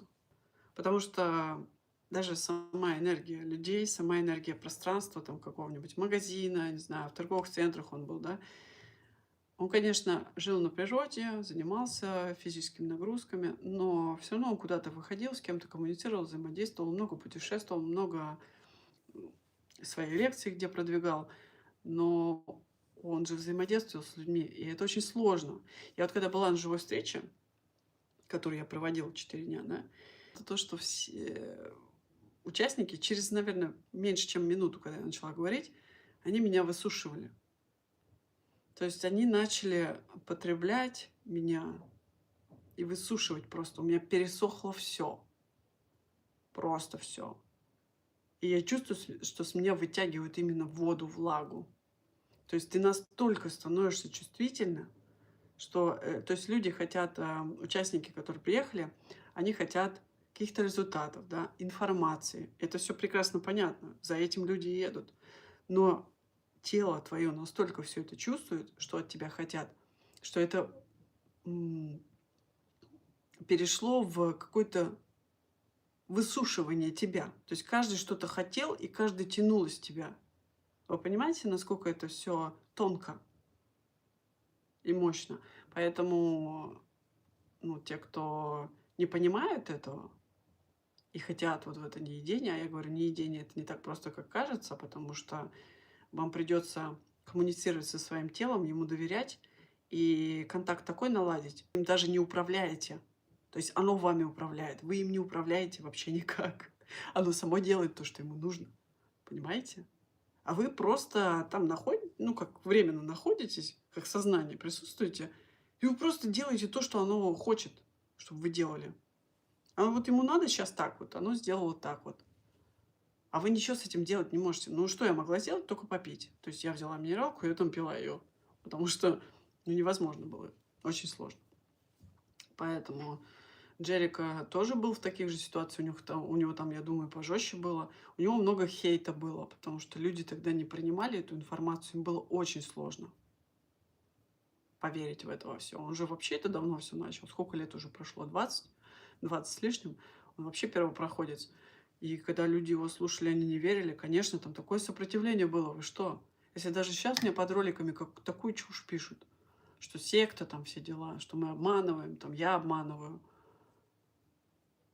А ему, кто ему верил? Никто. Он, по-моему, даже тогда из всех чатов поудалялся, и фруктоедение, там было сыроедение, и куча-куча всего.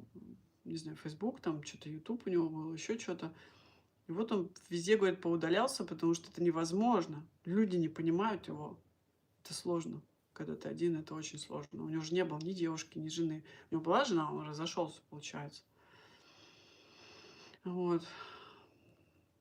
Конечно, такая работа проделана. Добрый вечер. Сколько нужно времени для неедения и малоедения? Непонятен вопрос, уточните. Времени какого? Чтобы прийти к этому или насколько вы там можете задержаться? Можно ли самой залатать энергетические пробоины?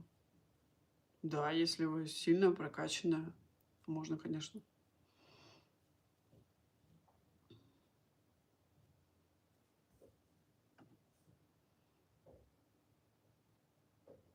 Про какого нееда речь? Это Джерико Sunfire. Там вверху написано. Ну, я в Телеграме о нем часто упоминала на своем канале. Так. Конечно, можно энергетические пробоины все залатать. Вы способны на многое. Главное понять, куда уходит эта энергия, к кому. Даже Иисус не мог творить чудеса все насилие. Не знаю. Видите ли вы свое тело отдельно от себя в течение дня? Не говорю об осознанном сновидении.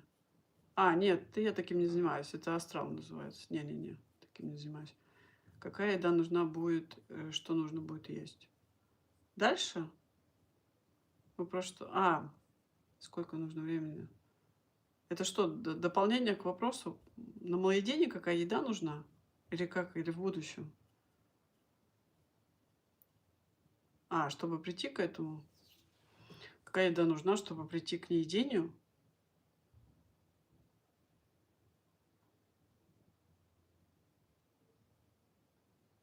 Это о чем речь, интересно?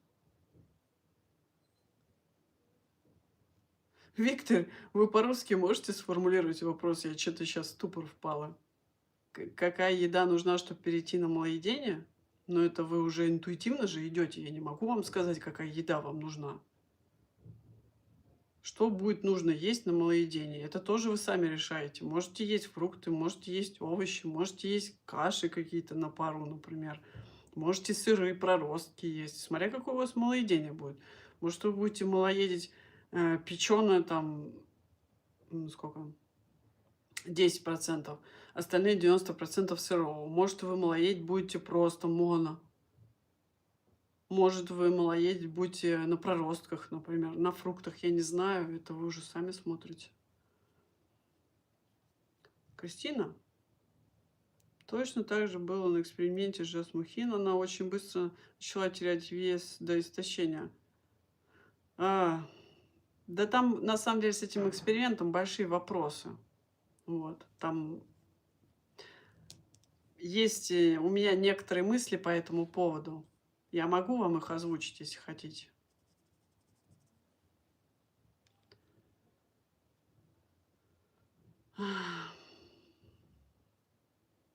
Светлана, вы очень красивая. Кому-то сделали комплимент. Смотрите, у меня были такие мысли. Когда вот Джесс Мухин, ну, попросили вот это все на камеру, да, произвести свои эксперименты по неедению, скорее всего, либо ей сказали, ты вот проводишь вот этот эксперимент, и мы делаем так, что это все вранье, да, либо мы просто тебя там, ну, прикрываем или как-то делаем так, чтобы ты больше никогда в жизни не вещала на эти темы. То есть у меня вот такие мысли. Понимаете, о чем речь? И она согласилась на этот эксперимент, чтобы просто, ну, не закрыли ее, и она продолжала об этом говорить, продолжала, типа, кто поверит уже, тот пусть приходит. А целью было просто развенчать мифы про наедение, которые не являются мифами. Это мои мысли и догадки. Вот. Я на такой эксперимент, если мне бы, вот, например, в тот момент, когда я не ездила и мало ездила, я бы согласилась, и я бы там не теряла бы в весе. То есть я всегда делала упор на то, что когда ты на неедении, у тебя вес падать не будет и не должен. Он будет даже набираться у тебя. Это показатель твоего уровня.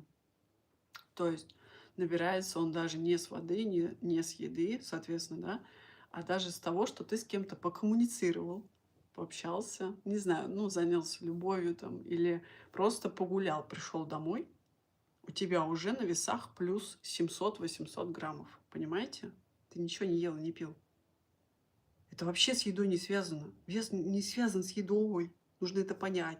Я все это на консультациях рассказываю. Там все это подробно. И кому интересно, ну, тот проходил, тот уже занимается собой. Только работа это просто растянута очень сильно во времени. Просто вот по щелчку ты не перейдешь на неделю никак. Не сможешь.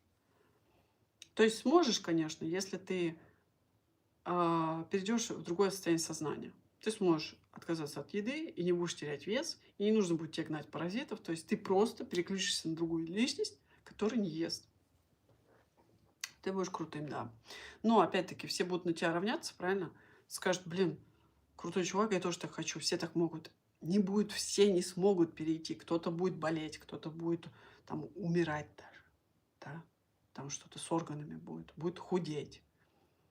У кого-то будет там бешеное истощение, у кого-то хронические заболевания еще больше обострятся, там залетит в какую-нибудь реанимацию. Понимаете, это все чревато. Вот. Поэтому по Джаз Мухин у меня такие выводы. Привет, классные сережки. Спасибо. А что там видно? Сережки мои. Спасибо. Что есть? Говорит, привет. Привет. Что есть, чтобы не есть? Да, кстати. Крутой вопрос. Вася отжигает. Это мне? Так я же не Светлана. Светлана, вы очень красивая. Спасибо, но я не Светлана. Конечно, хотим. Ну, вот я рассказала. Так. У людей предыдущих цивилизаций были очень развитые тела. Как показывают статуи античные, например. Насколько я понимаю... О, Бэтмен. Насколько я понимаю, были они сильно развиты. Были в курсе преимуществ неедения, в то же время много мышц. Ну да, есть такое. Вообще раньше люди, как я это вижу и чувствую, плоды были. То есть были фрукты, и не такие, конечно, как сейчас, не такие сладкие, приторные. Были хорошие фрукты. больше либо нейтральные, либо в кислинку отдавали. Вот такие. Там не было столько сахара, сколько сейчас. Это я так вижу. То есть, если туда посмотреть, люди ели для вкуса, опять-таки, вот эти фрукты. То есть для количества вода там тоже есть какая-то структурированная, они насыщались, понимаете? Голос садится. Вот. Они были красивые, да, потому что у них еще гены были такие, какие нужно. Не подвержены вот этим вот химии, когда она же внедряется в тело, она весь геном ломает, подменяет все клетки на эту хрень. И все, и задает направление. Поэтому тела такие уродские.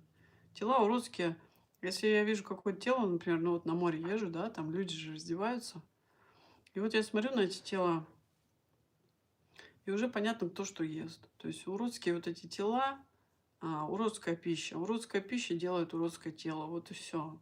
То есть люди, которые занимаются своим телом, да, которые там следят за ним, занимаются физической нагрузкой, они красивые. У них красивые тела, они подтянутые. У них не будет живота, у них не будет какой-то задницы здоровой, не будет второго подбородка. То есть это подтянутые, красивые, атлетичные, может быть, люди, понимаете? Это тоже о многом говорит. Это, чтобы заниматься своим телом, нужно иметь интеллект, то есть не перекачивать его, не делать вот такие вот мышцы банки, как их называют, да, вот эти вот такие ходят страшные мужчины, которые думают, что они сильные, и поэтому так качаются, думают, что они женщинам нравятся. Мне такие мужчины вообще не нравятся. Вот. Бугаи. Все должно быть гармонично. Скажи, пожалуйста, через какое время выходит... Я зеленый люблю, я люблю на него смотреть. То есть я люблю цвета в одежде одни, например, смотреть на какой-то цвет другой, да. Я люблю смотреть на траву, на газон, вот, на деревья, на природу. Вот зеленую люблю. И голубое, вот бирюзовое море тоже люблю. Но почему-то больше все равно зеленый нравится. Хотя море, океаны и бирюза тоже очень красиво. Деревья люблю. Классный стрим, спасибо. Спасибо. Такое сердечко смешное.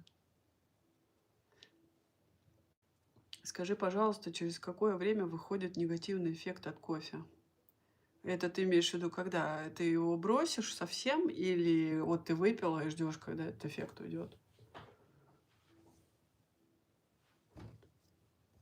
Такой крутой эфир. Стелла, сохраните? Да, сохраню. Потом посмотрите, пересмотрите, переслушаете. 2 часа целых.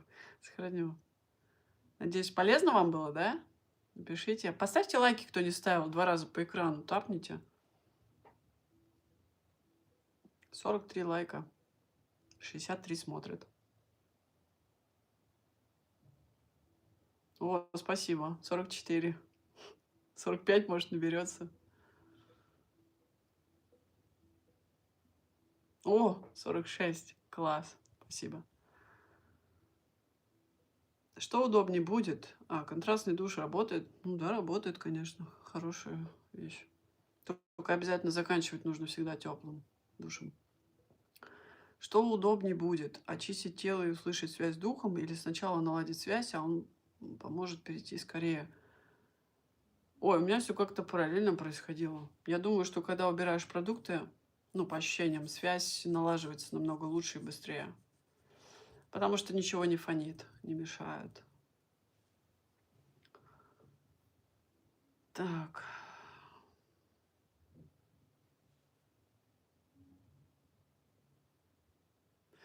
Максим Миляев, я тебя в бан отправляю, потому что ты неадекват, и я вижу твое сообщение дебильное, которое ты написал. Его никто не видит, кроме меня.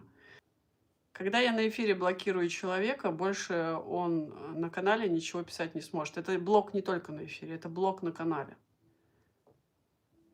Вот. Людям заняться нечем. Все хорошо, эфир бомбический, практически в безмыслии пребываю. Круто. перешла на двухразовое питание. Ребят, вы такие продвинутые все, реально. Вот вы про питание так и заинтересованы и в продуктах, и вообще, ну, такие вопросы нормальные, не глупые совсем. Продвинутые, короче, все на эфире здесь. Перешла на двухразовое питание, отказалась от сахара, пирогов, больше овощей, дикоросы. Молодец. От сахара и пирогов, если отказаться, это уже такой большой шаг. Кристина, привет. Только что зашел, скажи, пожалуйста, про воду на малоедение. Вода присутствует или ее вообще нет? Ну и про сон.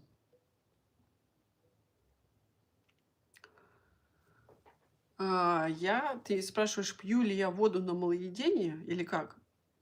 И у меня вода есть, да. Я пью воду, пью минералку, вот. Свежевыжатые соки также разбавляю с водой.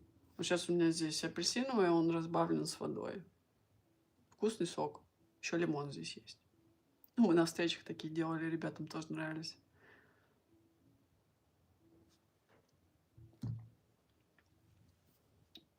Так, благодарю, спасибо.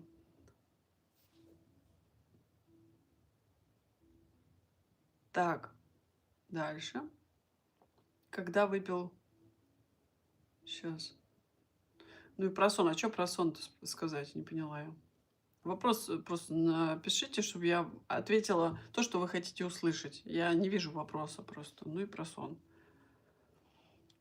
Когда выпил кружечку и через сколько пройдет? Я его не пью, но после того видео про кофе стало интересно испытать его воздействие, о чем ты говоришь. Но это нужно больше продуктов выбирать, чтобы его испытать, действие на организм. Попробуй его выпить на голодании, поймешь, как оно работает, вообще супер.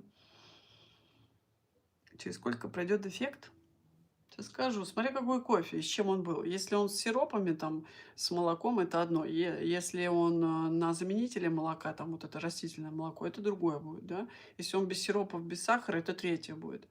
То есть я чистый, например, эспрессо я не пила и не пью, и, ну, даже не хочется мне. Это гадость редкостная, конечно. Вот. Поэтому могу сказать только, например, за какой-нибудь латте, маленький объем, да. Ну, соответственно, чем больше ты ешь и пьешь, тем дольше это все будет выводиться. Это понятно, логично. Если, например, 200 миллилитров взять, сейчас скажу, латте.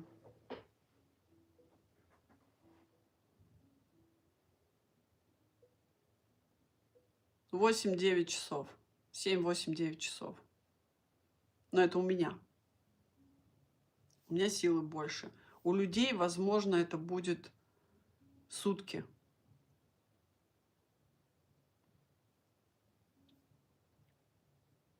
Похоть, либидо снижается при неедении? Да, да. На неедении вообще желание пропадает. То есть к каким выводом я пришла? Когда ты не ешь, получается, у тебя нет желания размножаться. Вот. Поэтому там падает либидо. Организму незачем, так сказать, дублировать себя, да, потому что он не чувствует приближения скорой смерти. То есть он не чувствует приближения того, что тело скоро не станет. И надо свою частичку в ком-то оставить. Это мои чисто выводы. Поэтому либидо снижается, похоти вообще нету. То есть такого нет. Похоть у людей на обычном питании, особенно где есть алкоголь, особенно где есть мясо. Там много похоти. Особенно где есть алкоголь. Как правило, это низковибрационные вот эти, ну, если можно так сказать, сущности, да, они вот затягивают вот это эгрегоры. То есть, когда ты начинаешь с мяса, ты плавно переходишь в алкоголь.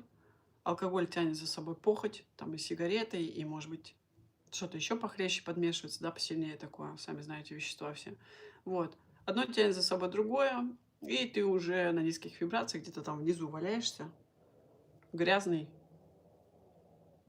неотесанный, низковибрационный. И исходя из этих состояний, ты попадаешь на определенные ветки реальности, да, то есть ты мог в чистоте идти сюда, а ты грязный, исходя из того, что я сказала, идешь сюда. И вот у тебя все твои ветки реальности распределяют тебя в разные нехорошие ситуации. Может быть, все что угодно. Какие-нибудь аварии, неприятности, там, не знаю, затопило. Что-то, в общем, всегда что-то происходит. плохое. За все нужно платить. Закон притяжения. Так и работает. Как вибрируешь, то и притягиваешь.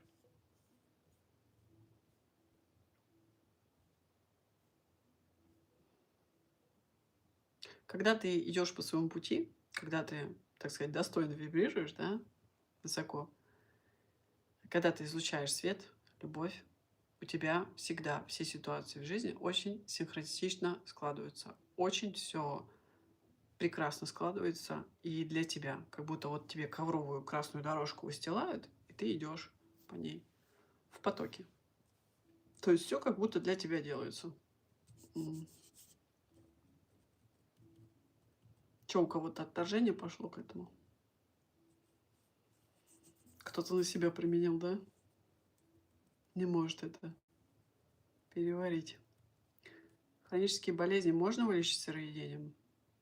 Нет. Благодарю. Пожалуйста. Очень вкусный сок из апельсина, моркови и совсем немного имбиря. Да. Имбиря или имбиря? Да. Но я имбирь не очень люблю. А морковь, тыква и яблоко. Вот этот сок я очень люблю. Низкий сахар в крови ниже нормы при заходе на голодание. Это нормально, ничего страшного. На голодание он придет в ту норму, которая должна быть, и даже будет больше. То есть зашли с низким, а он поднимется на голодание. Можете даже проверить.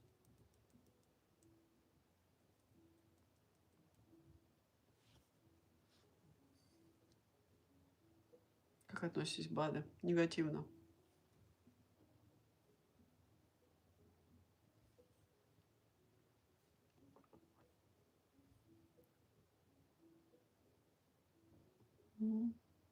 Как вам в этом поле, в нашем чате, на этом стриме, как вы себя ощущаете? Можете написать, что у вас, может быть, открылось или присутствует, или как вы себя чувствуете?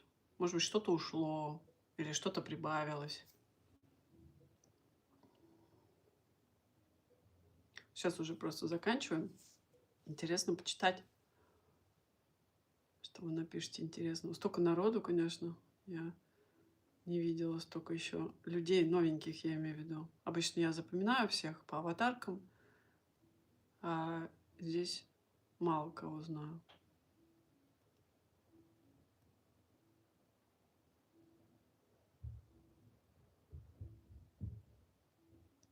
Офигенно, спокойно. Хорошо. Это важно. Сила и выход из матрицы. Да, даже такое чувствуешь. Клево. С какой матрицы только ты выходишь, интересно. Спокойствие. Отличный стрим, спасибо, пожалуйста. Спокойно плюс вдохновение на подвиги. Класс. Давай, Вячеслав, я в тебя верю. Жду от тебя подвигов в комментариях, чего достиг, к чему пришел, что сделал.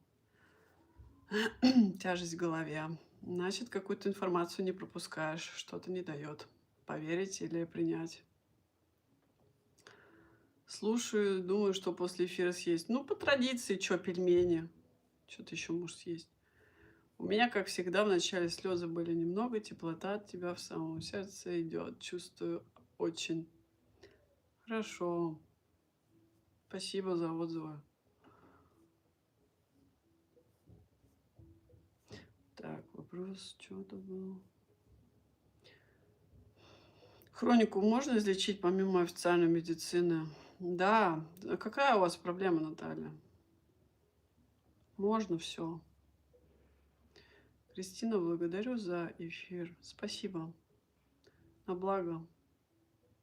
Пошла делать сок, буду идти дальше. Молодец, Карина. Давай. Пиши нам о своих успехах в Телеграме, в Ютубе. Я, кстати, все, кто комментирует в Ютубе, я вас всех знаю. Мы практически всегда одни и те же, поэтому я вам всегда и отвечаю, и если нужен совет, даю совет. Вот, а кто так что-то зайдет, спросит, обычно не отвечаю. Ну, редко очень. Потому что я не знаю, кто это. Поднятие энергии идет и воодушевление. Благодарю. Здорово, Гульмира. Пожалуйста. Мгм. Хорошие люди собрались. Прям приятно с вами, со всеми. Ну, видно, что работаете над собой. Сейчас мы еще усиливаемся, ускоряемся. Давайте нагоняйте скорость свою. Я в Телеграме актуальную информацию размещаю. Там, может быть, голосовые записываю по энергиям, по преобразованиям. Может быть, советы даю, что кому делать лучше. Поэтому давайте, сейчас нужно облегчаться, разгоняйтесь, еще больше облегчайтесь, убирайте свои все блоки, зажимы, ограничивающие убеждения. Пребывайте в безмыслии, учитесь, да, не думать ни о чем. Вот. И старайтесь не перегорать. То есть привыкайте работать спокойно и постепенно. Не нужно вот эти резкие какие-то движения. Не нужно перегорать. Лучше плавно себя расширять, постепенно, спокойно. Вот как сейчас от стрима чувствуете, все, что вы написали, вот в таком режиме идите. Если еще счастье добавляется на пути на этом, да, что кайфуете от этого и удовлетворение получаете, это еще круче. Значит, путь ваш, дороги открыты, двери будут открываться. Спокойствие, умиротворение, безмыслие, чувство благодарности. Клево. Спасибо. Первый раз услышал. Вы вызываете доверие. Здорово. Как-то интересно, у вас ник так обозначен серым с галочкой. У вас канал, что ли, свой? Или почему так? Первый раз такое вижу. Вы, вы строги с самыми близкими, да. Ну, я мягкий вообще человек, но если что-то нужно сделать, такое, ну, какие-то дела, да, такое насущное, то я строгая. И вообще я категоричная, короче, да, есть такое у меня. Потому что я не люблю тратить свое время на всякую ерунду. Мне важны результаты, и мне важно договориться о чем-то, чтобы это было сделано, и все. А если мы отдыхаем, хорошо проводим время, то там я мягкая, добрая, смеюсь, улыбаюсь, и все хорошо. Я строгий человек, да, потому что я строгая сама к себе и к людям тоже строгая. Многое встало на свои места. Надеюсь, на следующей встрече не будем тебя пить, будем просто радоваться моменту, да. Спасибо тебе. Да, было бы здорово. Очень хорошо чувствую себя. Много полезного услышал. Теперь осталось применять на практике. Буду практиковать. Благодарю за полезную информацию. Хорошего тебе вечера, Кристина. Всех благ. Спасибо. Не знаю, как правильно произнести имя. Джордж или Георгий. Спасибо, взаимно. Всех благ. Удачи на пути. Ваш голос медитативный. Правда? Удивительно. Спасибо. Сегодня у меня день без воды и еды. И просмотрев эфир, пришла мысль и завтра провести также день. Отлично. Это очень хорошо. У меня многие подписчики на канале, которые смотрят мои видео, они вообще говорят, что очень легко даже на сухое заходят. И на 3, на 4, на 5 дней. И в Телеграме мне писали, что там что-то прослушали, аж на 6 суток зашли. Просто сходу. Ну, классно. Ну, эта энергия передается. Люди чувствуют, конечно, тело чувствует. Вибрации, голос — это же тоже звук, это вибрация. Все передается. Мы чувствуем, мы всегда чувствуем. Мы живем через чувство, чувствование. Поэтому не обманешь. Через экран не обманешь. Чувства не подводят. Много вашей инфы раньше законспектировал. Спасибо. Пожалуйста, да, классно. Зимовали в России? Я в России, да. Существует ли предел глубине ощущений и переживаний, которые человек испытывает с каждым днем на неедение? И имеет ли что-то внешнее, как система, контроль над тобой, или же здесь нет разделения?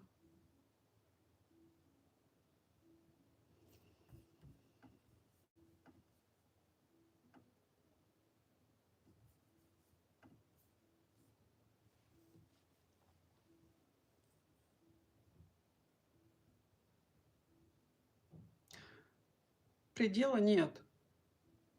Каждый раз ты распаковываешься снова, снова, снова, как новая обновленная личность. Это путь в бесконечность. Предела точно нет.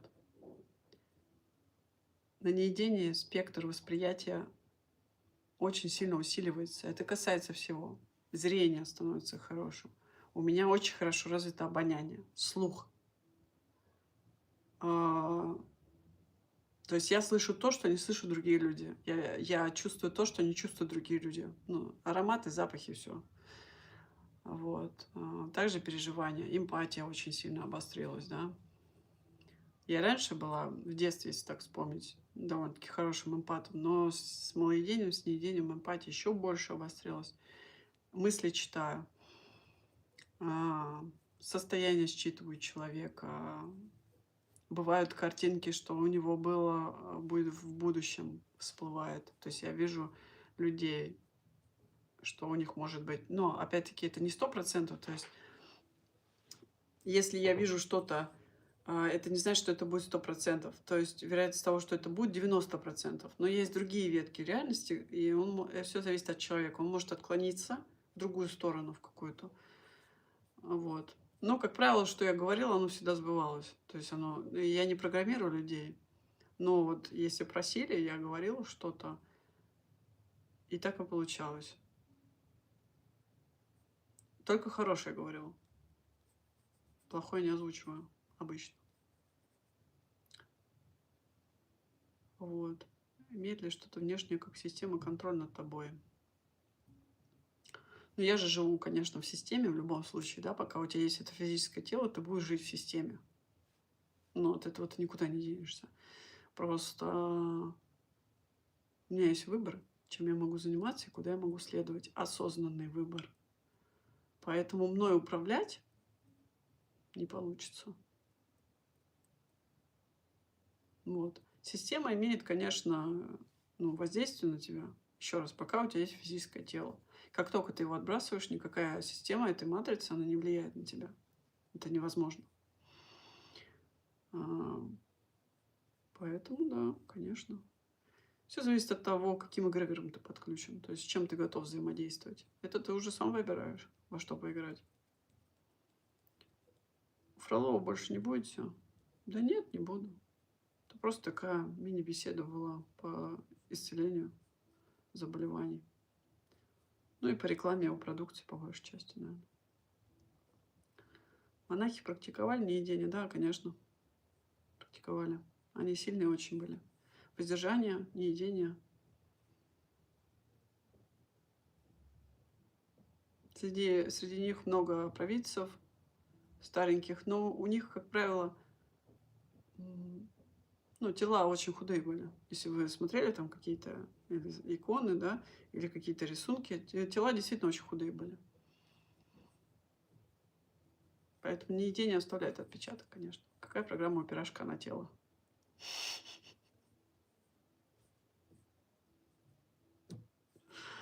Такая же, как и у блинчика.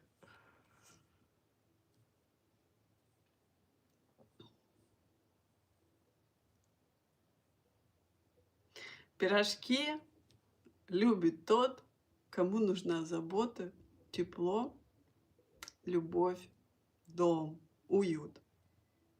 Вот, секрет тебе открыла. Подходит тебе такое определение? Пирожок.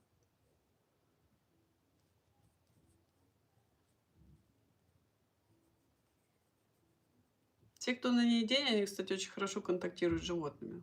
Их животные очень любят.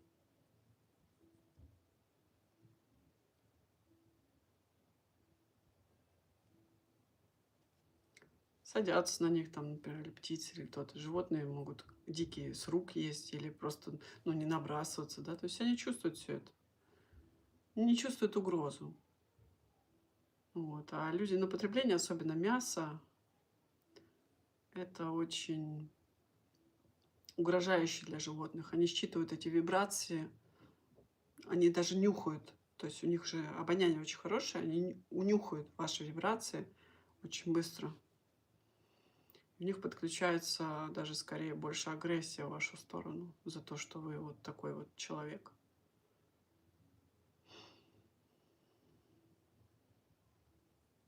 Мне подошло. Про пирожок подошло, ну отлично. Откуда программа, что женщина должна вкусно готовить? Не знаю. Я вкусно готовлю. Какая-то программа во мне сидит, кто-то ее внедрил. Но я не считаю это плохой программой. Я могу вкусно накормить. Это же круто. Ну, лучше вкусно поесть, чем невкусно, правильно? Поэтому это круто. Не все вкусно умеют готовить, далеко не все. Некоторые такую бурду приготовят, что есть не будешь. Вроде вкусно, а начнешь есть такая фигня. Бурда бурдой. Вот.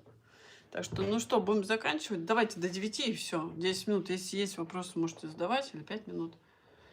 И тогда будем заканчивать. Очень такой большой стрим получился по времени, конечно. 138 минут. Это... Я Вите сказала, на час 30 максимум, на час 40 сегодня захожу. Но у нас, как всегда, да, Витя? Ладно, я через информацию все равно подгрузила что-то и сюда, в вас. На благо будет работать сейчас несколько дней еще. Особенно завтра. Если есть возможность, переслушайте стрим, я его оставлю. Не знаю, буду его обрабатывать или нет. Может, там что-то подрежу, чтобы он покороче был. Или оставить вам полностью стрим. Напишите. 2 часа немного будет смотреть-то. 2,5 уже получается.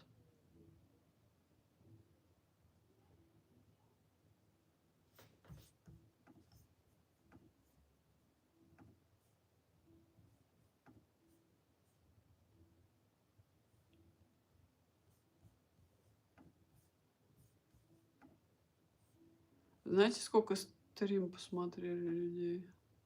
А, он еще не закончился, не могу посмотреть.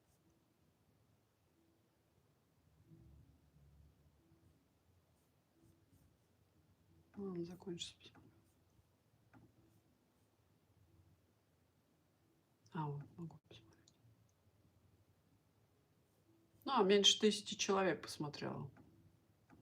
Нормально.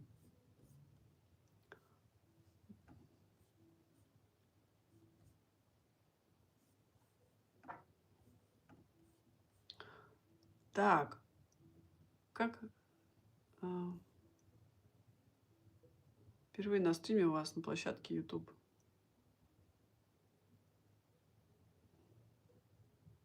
Понравилось?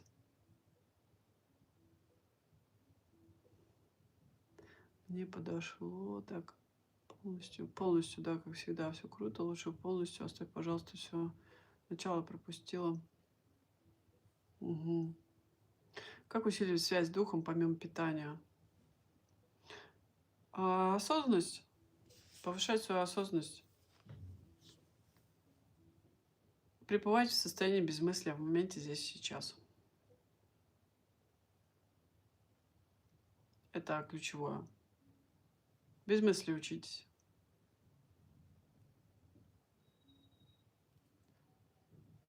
Оставьте, конечно, немного. Немного. Немного оставлю. Шушут.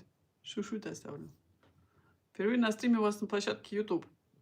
А где вы были до этого у меня на стриме, скажите? Я в Телеграме уже давно не провожу. Хотя там так классно было. Там такие классные стримы были. За вами долго наблюдаю. Сколько?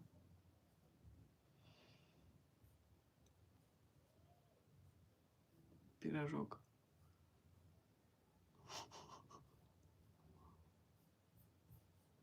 Года 2, наверное, да?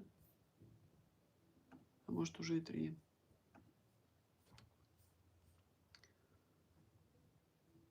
Ага. Я вроде на все вопросы ответила.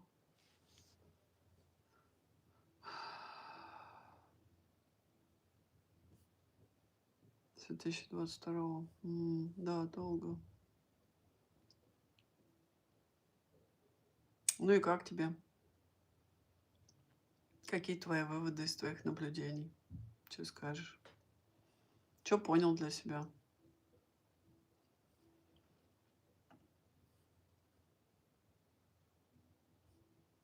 Да, начало есть смысл послушать, только там перемотайте минут на 5, я пока настройки производила. Дело в том, что если я буду стрим обрезать, чата не будет, то есть вы не увидите чат, он исчезнет. Вот. Но я могу его подкорректировать. Хотя я вроде особо не отвлекалась, то есть все по теме было. В принципе, можно запустить его и 2 часа слушать, я думаю, будет полезно людям. Понял, что люблю. Клево. Пирожки. Пирожок, чек-пирожок. Да. Ну, надо как-то избавляться от этой зависимости. Уж что-нибудь придумайте. Придумай. Как-то надо решать этот вопрос раз и навсегда. Как научиться состоянием безмыслия? Лия, я это давала на живой встрече. Там целая у меня практика была, 3-часовая. Ребята, кто ее проводил, у них, ну, научила я их это делать. С ними вместе тоже была. Это нужно определенные действия производить. 3 часа примерно это уходит. Вот, и потом просто практиковать в жизни это все. Подписывайтесь, есть у нас телеграм-канал. Классный, офигенный телеграм-канал. Кто не подписан, приходите, добавляйтесь в чат, там есть чат, и общайтесь с единомышленниками. Ну, там, в принципе, много полезной информации, можете посты почитать. Если не хотите общаться, может быть, вы решили ограничить поток чужой информации для себя. Может, вы хотите сами во всем разбираться, тогда вам в помощь просто мои посты для направления, все. Можете там изучать всё. Как и с картошкой. Да, картошка, ой. Тема такая, как и макароны.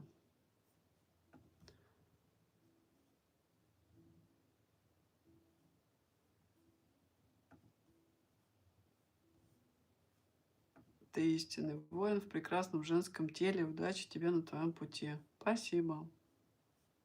Это почему-то только я вижу информацию эту. Ой, сообщение, в смысле. Истинный воин. Да, есть такое.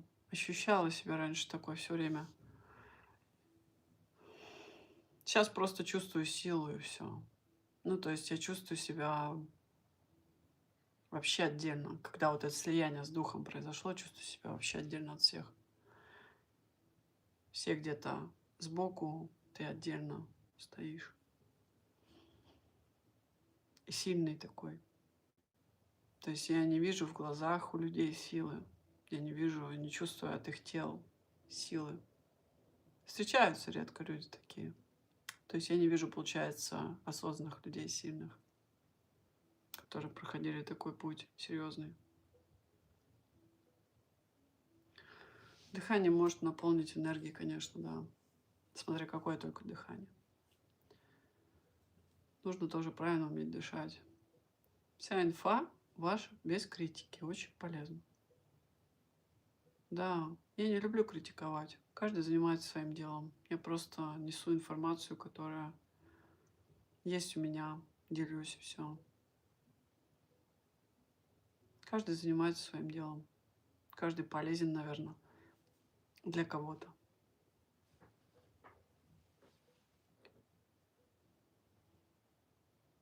Боитесь ли старения тела? Нет, просто как девушке не хочется, конечно, чтобы как-то рано там что-то с лицом происходило. В любом случае мы все будем стареть. От этого никуда не денешься, пока у тебя есть это физическое тело, пока есть гравитация, ты будешь стареть, у тебя будут морщины. Не так, как у других, конечно, кто на потреблении находится, но все равно будет, тело стареть будет. Не убежишь ты от старения никуда, потому что итог должен быть один. Смена мерности, то есть смерть физического тела в любом случае. Какие самые главные цели должны быть у человека? Не знаю, каждый сам определяет. Мне понравилась гипотеза Жасмухин. Да, я все-таки чувствую просто, что это, скорее всего, было так. Потому что неедение, ребята, оно есть. Но оно есть. Проверено лично. Просто не каждый до этого дорастет, и не каждый до этого дойдет. Вот кто-то верил в Жасмухин, да? стремился туда. А вот ее показали так, они такие, блин, была же доля сомнения вот какая-то. Или не хотели над собой работать. Ну, реально там работу нужно проделывать. Мучились там, увидели разоблачение. Ну все, наконец-то можно есть пирожки, картошку, все хорошо. Нас обманули, хотел сказать. Другое слово, но нас обманули. Все, расслабляемся, ребята, живем как прежде. Понимаете, в чем смысл? В том, чтобы все так же болели, в том, чтобы все так же жили, как и жили. То есть толчка не было. Не было толчка для развития. Людей разочаровали, а точнее, наверное, даже обрадовали каких-то. Что они могут жить так же, как и жили. А другие скажут, мы вам говорили, что она мошенница, обманщица. Мы же вам говорили, и радуются этому, понимаете? Нет, у меня к ней полнейшее доверие. Я читала ее книгу. Она крутая. Да, может быть, она там не ездила, как некоторые, большое количество времени, но она очень много что поняла, до чего я дошла сама, а потом читала книгу. И я офигела, как у нас с ней все сходится. Вообще одно и то же. То есть она писала о том, до чего я сама дошла. Вы представляете? Это очень круто. У вас очень мощный взгляд. Спасибо.